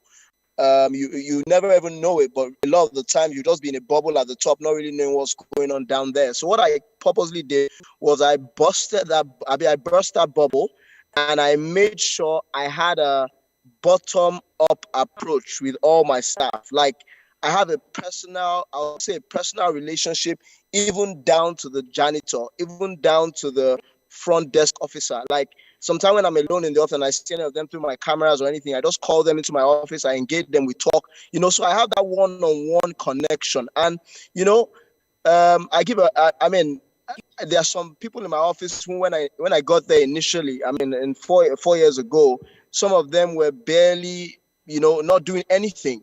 You know, one of them, I'll give a typical example, was probably the security guard. But now he's a front desk officer. He's developed himself. He's grown. So those kind of stories as well has, you know, sort of impacted me. So I think with serving with integrity is also about how have you been able to empower and help people. Now, to the very difficult and tough situation, it's a very personal thing. But I think really today we just want to break those tables and benefit people as much as we can. Because let me not lie to you, we'll face those situations. And a lot of the time, you know, you would always feel like, was this meant to be or not meant to be? Okay, so when my last child was about to be born, he was born in America, but the exact amount I needed for that was a particular money which was available in my organization. Right. And like I think, like Tara just said, it was within my right to take that money and not, I mean, make sure my staff benefit from a bonus or anything. It was the exact amount I needed. And like, I don't remember who said it as well, but this person spoke about self-control and about that restraint and about that 1 minute of asking yourself, Lord, can I do this or I can't? You know, and for me, it was such a difficult thing, because if I didn't, guess what happened? I couldn't pay the bills in America. But, you know, I just remembered, and God just said to me that, you know what, give this out and make sure your staff go home happy this Christmas, and make sure those bonuses are paid. So I did that, and not up to a day of making that decision, that money came back to me, and it wasn't through anything. It was through something I had totally forgotten, a job I had totally forgotten I had done way back, and I got paid for it the exact same amount. Thank you. Excellent. What a wonderful, wonderful experience. Thank you very much for sharing that with us, Dami. Just talking about investing, like, the Bible does say that whatever we do in our place of work or we do unto man, we should do as serving unto the Lord. So thank you, Dami, for sharing. I'll ask Tara, and then I'll come to you, Bosse. Okay. For me, difficult situation, maybe pressure, but I have to say I'm very fortunate because we have a leader, we have an environment, then you can thrive. So for me, I think very easily with people saying, you know what, I need this thing done, ASAP, has this thing going to be done, and that, look, there's lay down process, there's something maybe wrong with this or the other, so I tell you what I do, I pray. It's just that simple. I pray, I leave it, and thank God for God's wisdom. You handle situations. But I think with things like, that's why I said with the enabling environment, and people know now not to come with money and things like that because they just know that offered them money, and she won't take it. And he said to her, Omo Tara. Love it. Omo Tara, Omo Jesu. Excellent. For those who don't speak Yoruba, perhaps, Omo means the daughter or the offspring or replica of a certain person. Thank you so much. And finally, Bosse. So I was thinking that I didn't have one practical one, but the Holy Spirit did well to remind me. So I've always worked as an enabler. So what that means is because of my skills around sort of stakeholder management, communication, fundraising, we're always the cost center. So I manage me. I definitely think that in 4 years, all the vendors that we have used, including those who had retainers, I'm sure they are surprised that neither myself or your small business, but we did not, put our own inside or anything like that. It had been approved, it had left the organization in this case, so it could have really gone away and nobody would know, right? It would have maybe been between me and the agency because it was not amount of money to come back into the organization. And as Damilola said, God then reminded me because I had need for something really huge, right? Which that money would have been maybe 1% of that problem, and God solved that problem. And God told me that it was because you were not tempted. So temptation will come, right? But God reminded me, even before today, that because you did that, I took care of your needs. And so that's something that's so important. As you said, God is our source, and we must remember that. Excellent. Thank you so very much. And thank you for being vulnerable in sharing things that perhaps you wouldn't have wanted to talk about, but has hopefully encouraged as many people as are watching and giving them the commitment to serve with integrity. I'm sure you'd agree with me that they've done such a fantastic job. Please give them a round of applause. Tag them in the comment section. Thank them for paving the way in public service to see that if they did it, then it's very possible as well for you to do so. You can thrive while serving with integrity. One more time, a big thank you to Abossed and making that commitment to be one of the 7,000. Very quickly, we go on to our second fireside chat for today. It's a very special one, and it's going to be on running, winning, and serving with integrity. It looks like Oyo State is winning today because we're going to be featuring a member of the Oyo State House of Assembly in the person of Honorable Sheyi Adisa. And it'll be moderated by Oyeyemi Adewigbe, who is the non-executive director at the Baxton Initiative, also a corporate lawyer. Oyeyemi, over to you.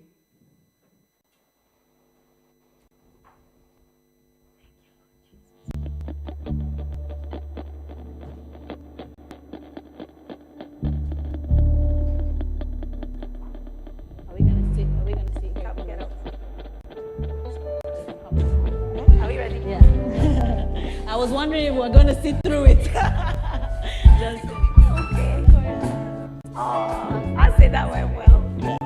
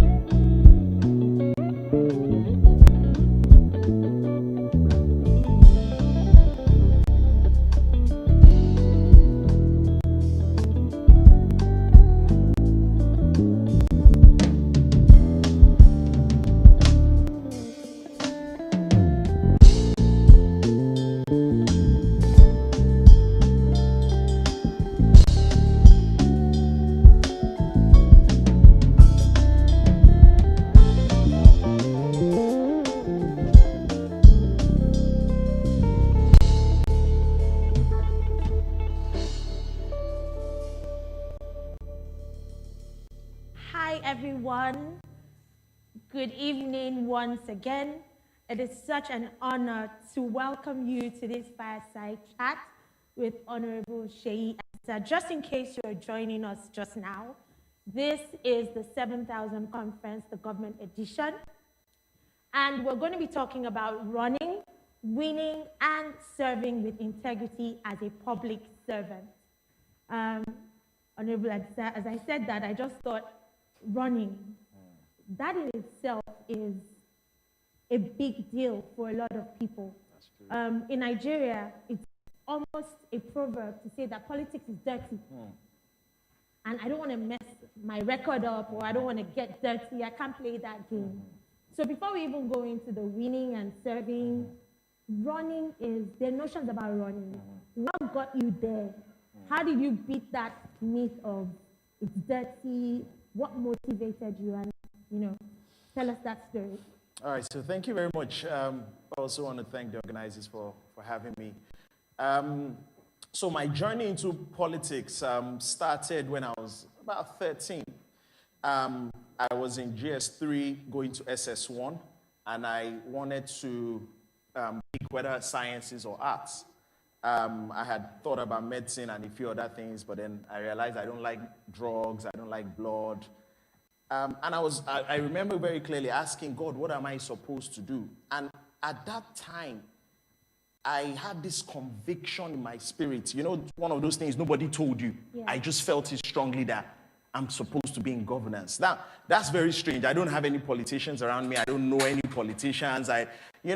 But it was so strong that I chose art subjects, even though I could have gone for physics and chemistry. I did government, I did literature.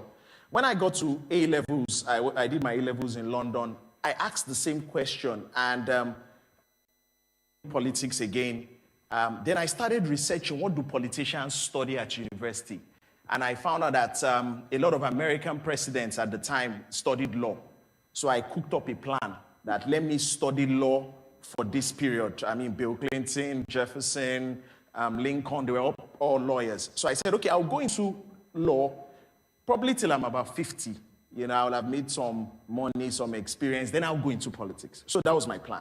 So I went to, I did my A-levels, I did university, law degree, did my law school in England, did law school in Nigeria, and started my practice.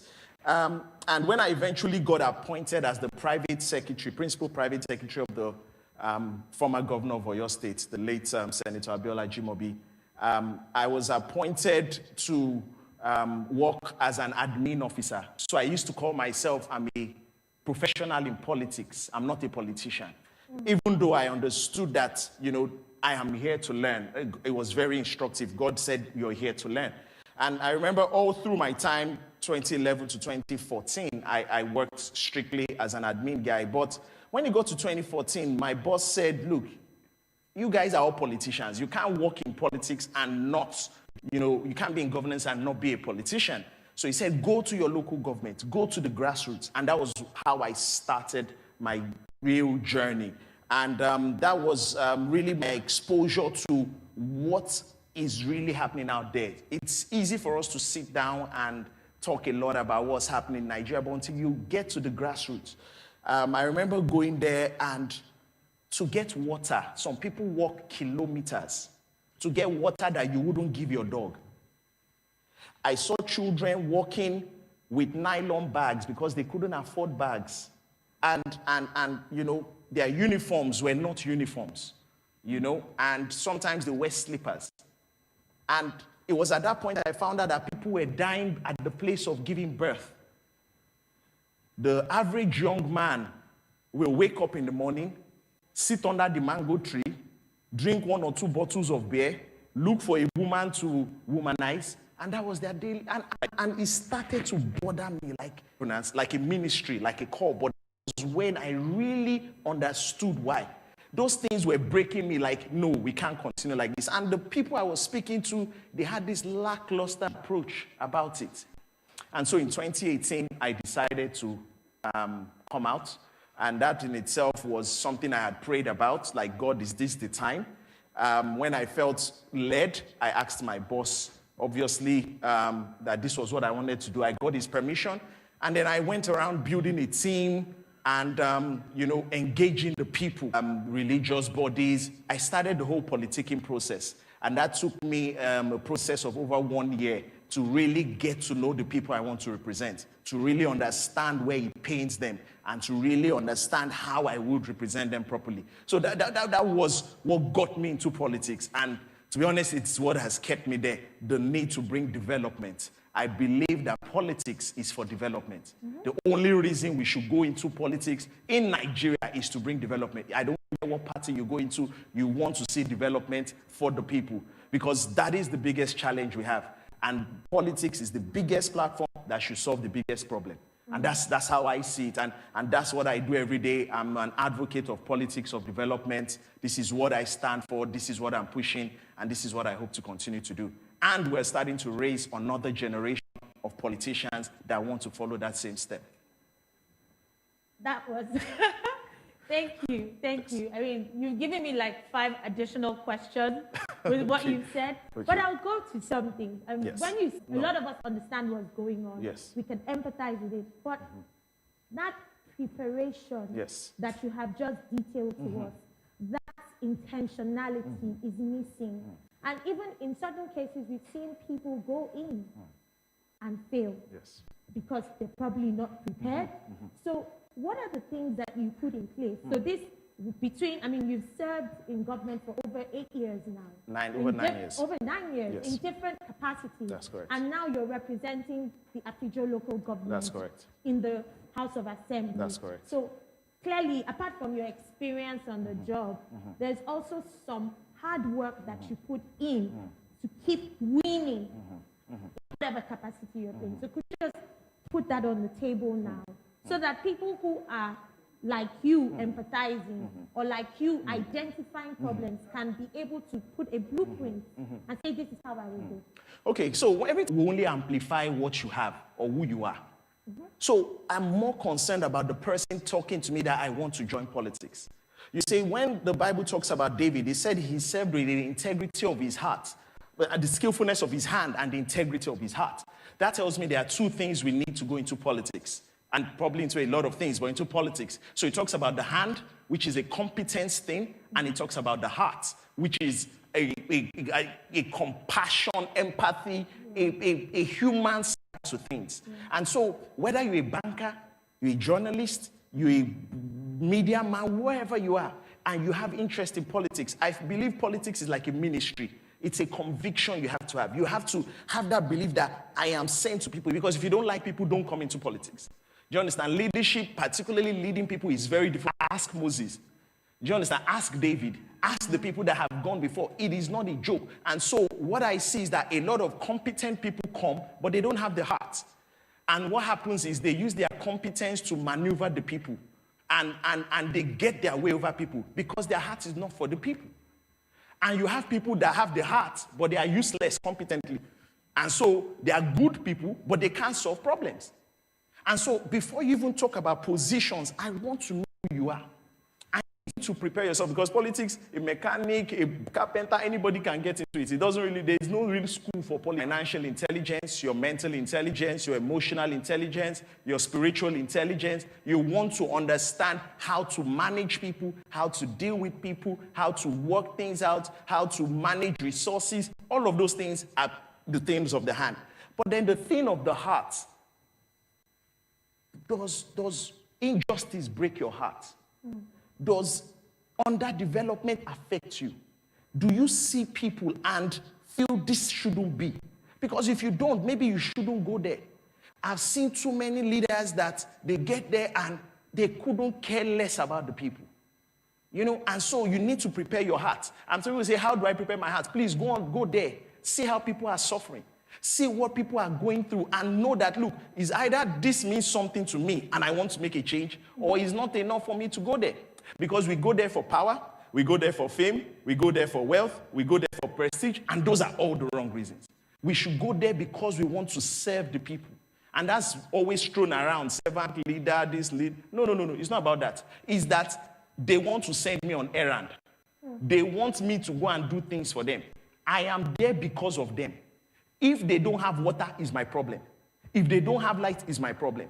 If they don't have jobs, is my problem. And so that is what service means. It means that the more these people continue to raise these challenges, I shouldn't sleep. I should continue to look for their main business. And if you really want to serve, you need to grow your heart and your hand. And those are two things I think people need to be aware of. Thank you very much, Honorable Sheyi Adisa. You couldn't have said it better. But I have a question for you. Yes, please. So, people sound the way you sound one morning, and then the next day we're hearing, Mr. Lagbaja has carried 10 billion in Nigeria's pockets. And, you know, what happened? Because there's so many, quote unquote, good people, nice people, full of heart, full of competence as well, very prepared. And yet, they get into the, quote unquote, the bad environment, and they can't do anything. It becomes something else. What happens? I mean, you're in the system. Yes. So can you give us an explanation? Okay. I get that question. I think you need to guard your heart. You see, there's a book I'm writing currently. There are different types of, when you get into politics, you're going to be gathered with, you're going to be in the midst of people that already have a culture, a system of doing things. You are going to try and buckle the trend. So there's already a culture. Welcome to the club. This is how we do it here. So first of all, you need to be people to share about the whole political campaign and so on and so forth. But you have to have very strong values. You have to have values you will not cross. You know, I remember when we were running for elections, one of the things that we got was when people said, somebody came to me and said, you know, there's a calabash you have to come and carry at 12 o'clock in the night. So you are going to put it at the intersection. So, you know, that thing will help you.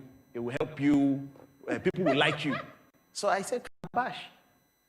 It's not that hard. It's not by force. We don't need any calabash here. What makes me laugh is that after the election, we found out that woman was against us. And it makes me ask, what if we carry the calabash? What if we were desperate for it? Do you understand? And that's the place of compromise. You must have strong values. But another person said, oh, we blow something into the air and people will just fall in love. I told them, don't blow nothing.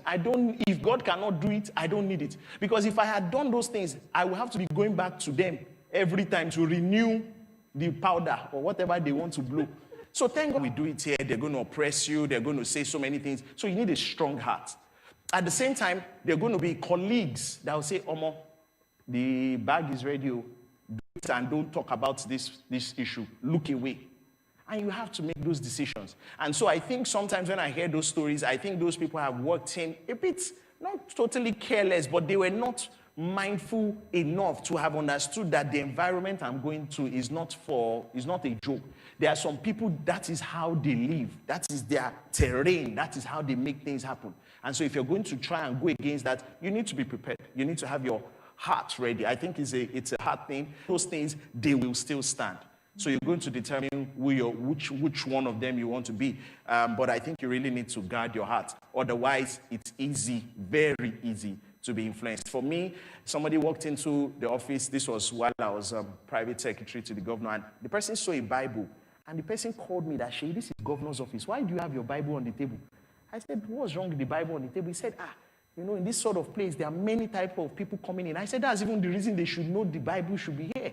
You know, this is my own power source. This is where I get my own strength from. Do you understand? So we need to have our values and showcase them. Because the more you showcase them, the less people will bring some things to you. They say, he's a pastor, he won't answer you. No, don't mind him. Because that was what they started to say to me after the elections. That the man's a pastor, don't give him any, he won't do it.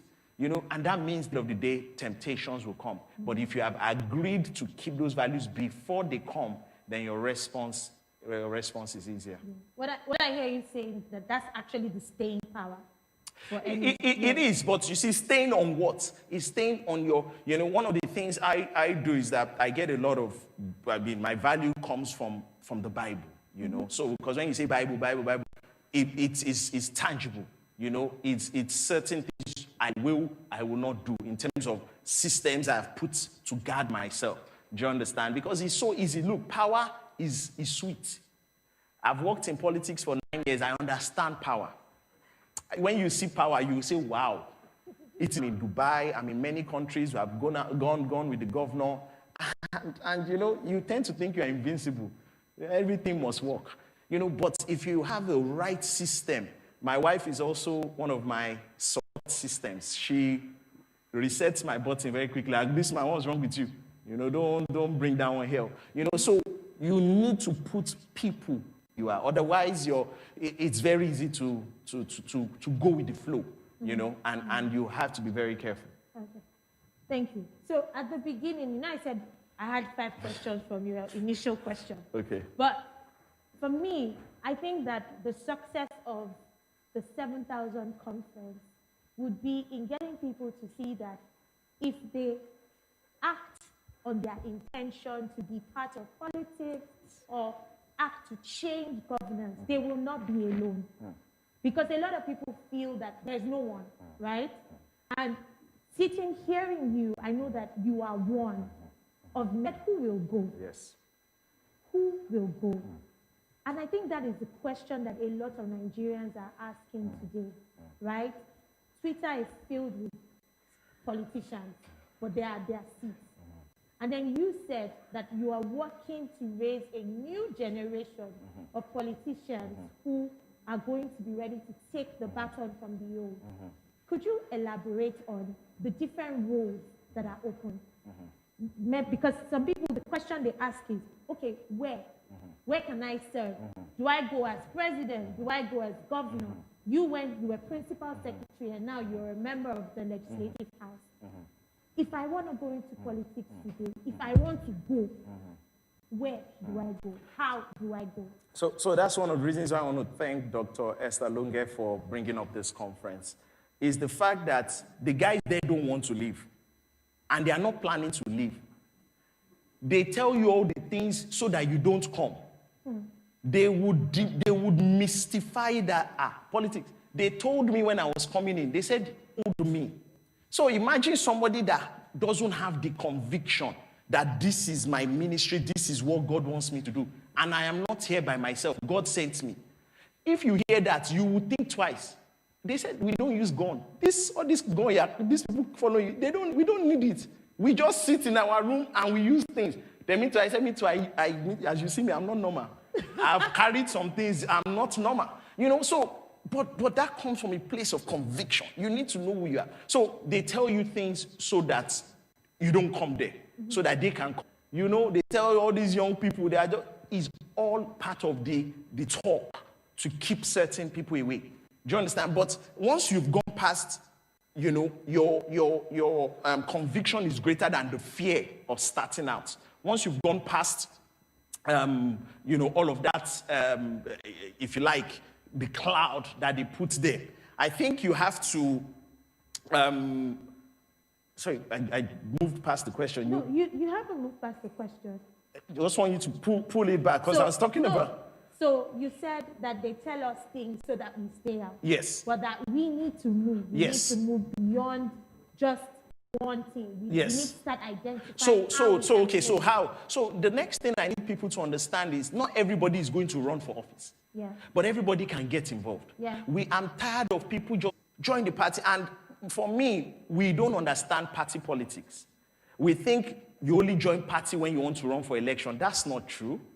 If we understand the power of parties, you understand that the party can call his representative and say, look, guy, you are not behaving well. We will deal with you if you don't do this. Some other countries I've been to. You understand that the party is important. And so imagine a group of young people decide to join a political party. And they say, and then when they start picking positions, these people start to get into youth leader, women leader. They have started to raise a level of visibility. Not only that, they start making, don't you become our ward chairman? This isn't running. Even if for the optics. Do you understand? They've not even got into election. But you are already getting into a place whereby you will be the one starting to decide who gets the ticket. Who is the person that comes out? Because far too long, they just pay some people off and they let anybody run for the office. And the electorate don't have a choice than the people they've put before them. So we know health programs. If you are an educationist, party has power to do education programs. If you ask me what party, I'm not here to promote any party, but look for a party that aligns with your values. And they all look alike, I agree, but you have to start looking for the people within them. what they stand for. So join the party. Become somebody that is making impact. That impact will increase your visibility. It will increase your influence. A lot of us don't have voters card. A lot of us, we just complain, this Nigeria, and I hate negative talk. It's part of the problem. People just releasing negativity into the atmosphere. Nigeria will not be good. We need to stop that. Do you understand? People need to say, look, this country is representative. Do you go and see them? Do you tell them? Because government doesn't have all the answers. I've worked in government for 10 years. I can tell you for free, government doesn't have all the answers. The solutions are in collaborations. The solutions are in partnerships. Government should partner with the university in terms of research. Government should partner with civil society. Bureaucrats were not meant to make businesses. So government should not run business. Government should create the environment so that businesses can run. That's what it's supposed to be. But there's nothing wrong with government saying, I have land, you come and be part of the problem. But you need to hold them to account. Hold us, I said them. Hold us to account. Hold us to account. Call us, check us on social media. My Instagram page, I would not have thought that was something I needed to do. But when I saw the trend, we did it. Do you understand? Because that's what they are asking me to do. You know, so that's why I think people need to participate. People need to get involved. And, you know, there's something about followership. A lot of, there's this political show I have shared, it's a political show, and a lot of politicians have brought on, one of the biggest challenges they have is not understanding what their people are there for. You know, it's just monetary demands. One of my colleagues, that person is supposed to serve with integrity. Where is he going to get the money from? You have actually segued in, and this is like the final question, and you've segued into the point, because we've talked about the politicians. But I think it's a marriage. In fact, I think it's one union. I was reading through Article 24 of the Nigerian Constitution. And by the way, if you are a real Nigerian, you need to pick up your Constitution and read it, because that is our blueprint. Go away from that. But Article 24 actually lists duties of citizens. And one of those duties is that the politicians and us, and we don't seem to be following. We have no roadmap for following. So as we close, you've already made the point as to, instead of holding people accountable, we are asking what we want to see. So I'll tell with our politicians and with our governments. You see, I tell you a story. I went for a show, not a show. Somebody called me for a program. And, you know, when I finished talking, a lot of hands went up. But there was this young man. The guy was antagonistic. You politicians, everybody, some people mean well. He said, it's a lie. So I said, what am I going to say to this guy? And he kept asking the question. So eventually, he now said, well, thank God the last election, I collected my own suit. And, you know, it makes you ask, you know, the leaders didn't fall from outside this space. So they came from amongst us. Yeah. And I think we need to really change our value system. One of the programs I'm doing is I'm going into schools. And we're going into schools because do these things really still matter to people? Because I don't think, you know, in fact, they tell you that people are afraid that those outside trying to get in are worse than those already in. Yeah. You understand? So I think we need to understand our roles. We need to understand, as citizens, we need to understand the roles of your lawmakers. Lawmakers have 3 responsibilities. 3: oversight, representation, and lawmaking. You understand? And those 3 things are what we should be doing. But we do much more than that. Your executive members, do they understand? Those even going into those offices, do they understand? I think it's an orientation thing. That orientation, I think we need all of that to change. Thank you so much, Honorable Sheyi Adisa. I enlist myself at this point. I enlist myself. We need more people to come into politics. We're coming. We are not enough. We are not enough. And because you're bringing something. Or this not too young to run. Bring more young people. It's not because you are young. It's because you have something to offer and you are young.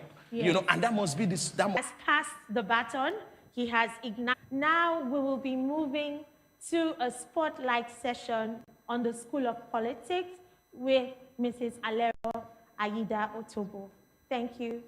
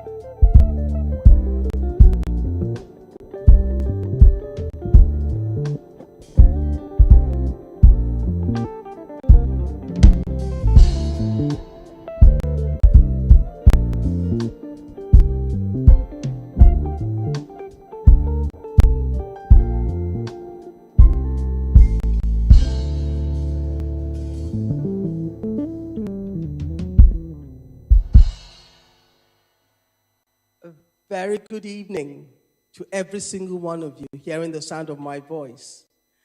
It has been an amazing 3 hours listening to government, public officials, political figures, people who've run for office, and just gleaning from their experience. Significant. And it may be an answer to a lot of what we've listened to over the last 3 hours. I've followed everything that has been said, and I paid attention to what was on the Attila Day. And he said, or she said, the youth must get involved in politics. Keyword, get involved in politics. Omalara said, how do we train? Can't afford to look away anymore. It is time. Time to build and time to make change happen. And that change starts with me. Just give me 5 minutes to introduce an unconventional and disruptive school called the School of Politics, Policy and Governance, SPPG, that is going to be announced on first leadership, because we realize that it is time for that change to happen. Now, this is different. One, we have a powerful, profound, significant, transformational curriculum, which I will highlight later. But also, more significantly, the school is part of 3 pillars of transformation. It's part of a 3-pronged approach to changing the political landscape of Nigeria. It's the brainchild of Dr. Obi Ezekwesili for the presidency. What was important was that she needed to understand the landscape and see the solutions that we need. And if we don't reach a reformed constitutional, political, and electoral environment, people who will drive constitutional, new class of leadership. We have a compelling vision, a common vision expected, such that good governance is the norm. And the values that drive us is what we call the fires of justice. F for fearlessness and a new foundation of fearlessness, inclusivity, resilience, service, and justice. So the fires of justice. Why is it key to have a new kind of leader? There's a wonderful quote by Cicero that says, those who govern a country should be the best. Silly prattle of empty words and their actions to be dangerously misguided. I repeat, if leaders don't have a thorough knowledge of what they are talking about, their speeches will be what? A silly prattle of empty words, and their actions will be dangerously misguided. So, the SPG, the School of Politics, Policy and Governance, is determined to build a massive base and a pipeline of new and disruptive thinking political class. We want to raise 21st century politicians known for values, and I'm going to read you some of what that curriculum is so that I'm hoping it will excite you, because I'm so excited. I actually plan to sit through all of the classes. And the curriculum, I will tell you, is based on what internationally is important and what Nigeria needs. So the very first module is a mindset reorientation. The second is focusing on one. Then we are looking at how do you develop your media message, media and citizenship. Then we have what we call the universal modules that cuts across, regardless of which nation you are in the world, be able to obey, and there's certain kinds of knowledge and information that you need to be a great politician. What makes politicians in other parts of the world exceptional compared to politicians that we have in Africa? I don't know how many of you know that to become a member of parliament in the United Kingdom, you can't just get up one day and say, I'm running for office. You have to apply to a committee that will vet you. So there is a process that sifts out those that are excellent from those that are not up to standard. So let's come back to our universal modules.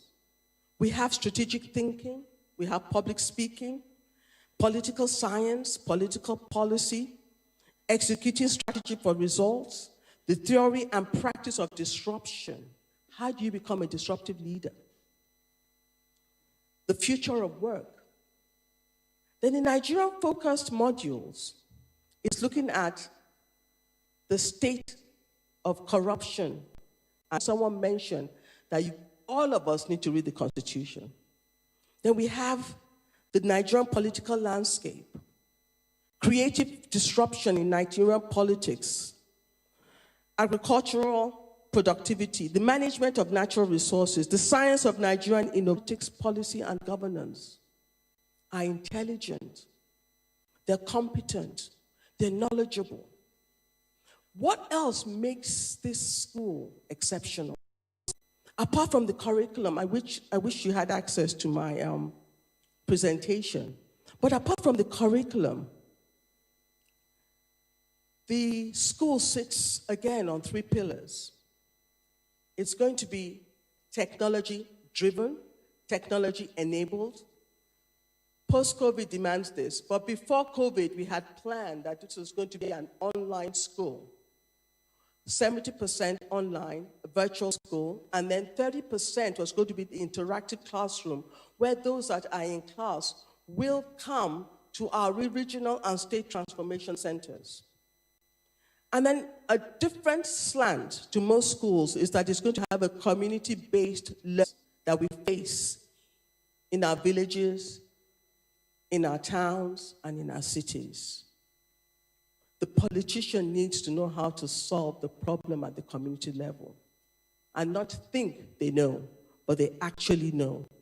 So there's a strong fourth important component of this school is that every single participant, when they finish, will set up a similar school, and they in turn will train, equip, educate, and because some of them will be above what the constituents need, but in the conviction of the need for this transformational change. I've run out of time in Germany. It's an interesting collaboration because they run on technology. So I'm going to just detail, I've run out of time. What is the student selection system? The first is that this is a call to action.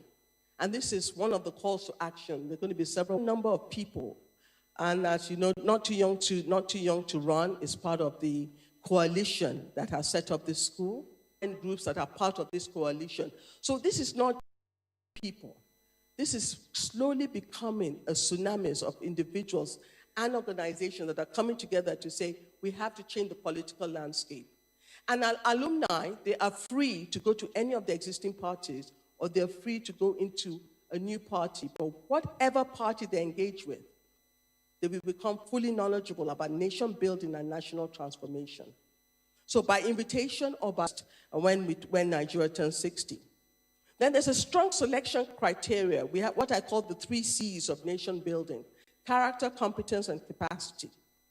Then you have the practical evidence. The fourth aspect of the student selection system is the practical evidence of impact at community or sector level. About members of parliament and how they're elected, and how they're selected as well in Singapore, and nations that have developed over the last, it's become a member, Senate, or House of Rep. And what they have is money. That's not going to work. And thereafter, admission will be granted, or your application will be refused. It's going to be competitive because we want to raise the best of the best. And we're going for numbers, and that's why we're using. So by 2023, we have a goal of raising 3,000 new, unconventional, unusual, and disruptive political leaders. We can do it. The journey has started, and we are determined to see a new Nigeria emerge. Thank you for your time. Thank you for your attention, and welcome to the new.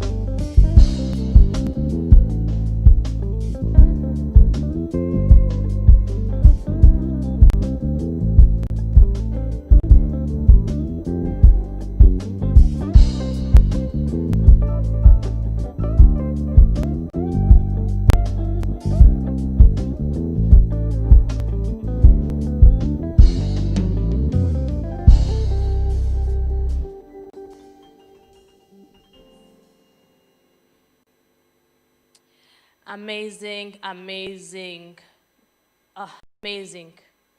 Thank you, Mrs. Alero Aida Otobo, for that rousing call to action. I'm sure as we've been watching, we're like, okay, how do I get involved? Listening, my heart has been burning within me. I have been ignited to realize even more, whatever reservations we may have had in the course of this program, I feel like they have been addressed through either the panel conversation or the fireside chat. Resounding in my heart is that it is time. It is time. It is time. I think that we have to make a choice. No longer can we sit on the fence, in our hands. The question now is, are you ready? Because we have realized that we do have what it takes. Compartmentalization. It is time. And so even throwing it back all the way to the keynote speaker, the question, can we look to those in government as them over there? We are government. Politics is for the people. We are the people. It's one of the 7,000 conference. I pray that you excuse whatever hiccups we experience, that you can start to implement from right now. And so I would like to say a big to our keynote speaker, Mr. Tonya Cole and Mr. Emmanuel Dania. I would like to thank Mr. Damilola Emmanuel, and Mr. Tonya Cole, they both went to great lengths to be here. Honorable Adisa, thank you so much. There were so many things to connect with, even in the different conversations that we had. Thank you to our excellent, excellent moderators, Mr. Shola Koduga, Mrs. Oyemi Aderugbe, program together perfectly. These are people like you and I. These are people like you and I. I'll keep repeating it.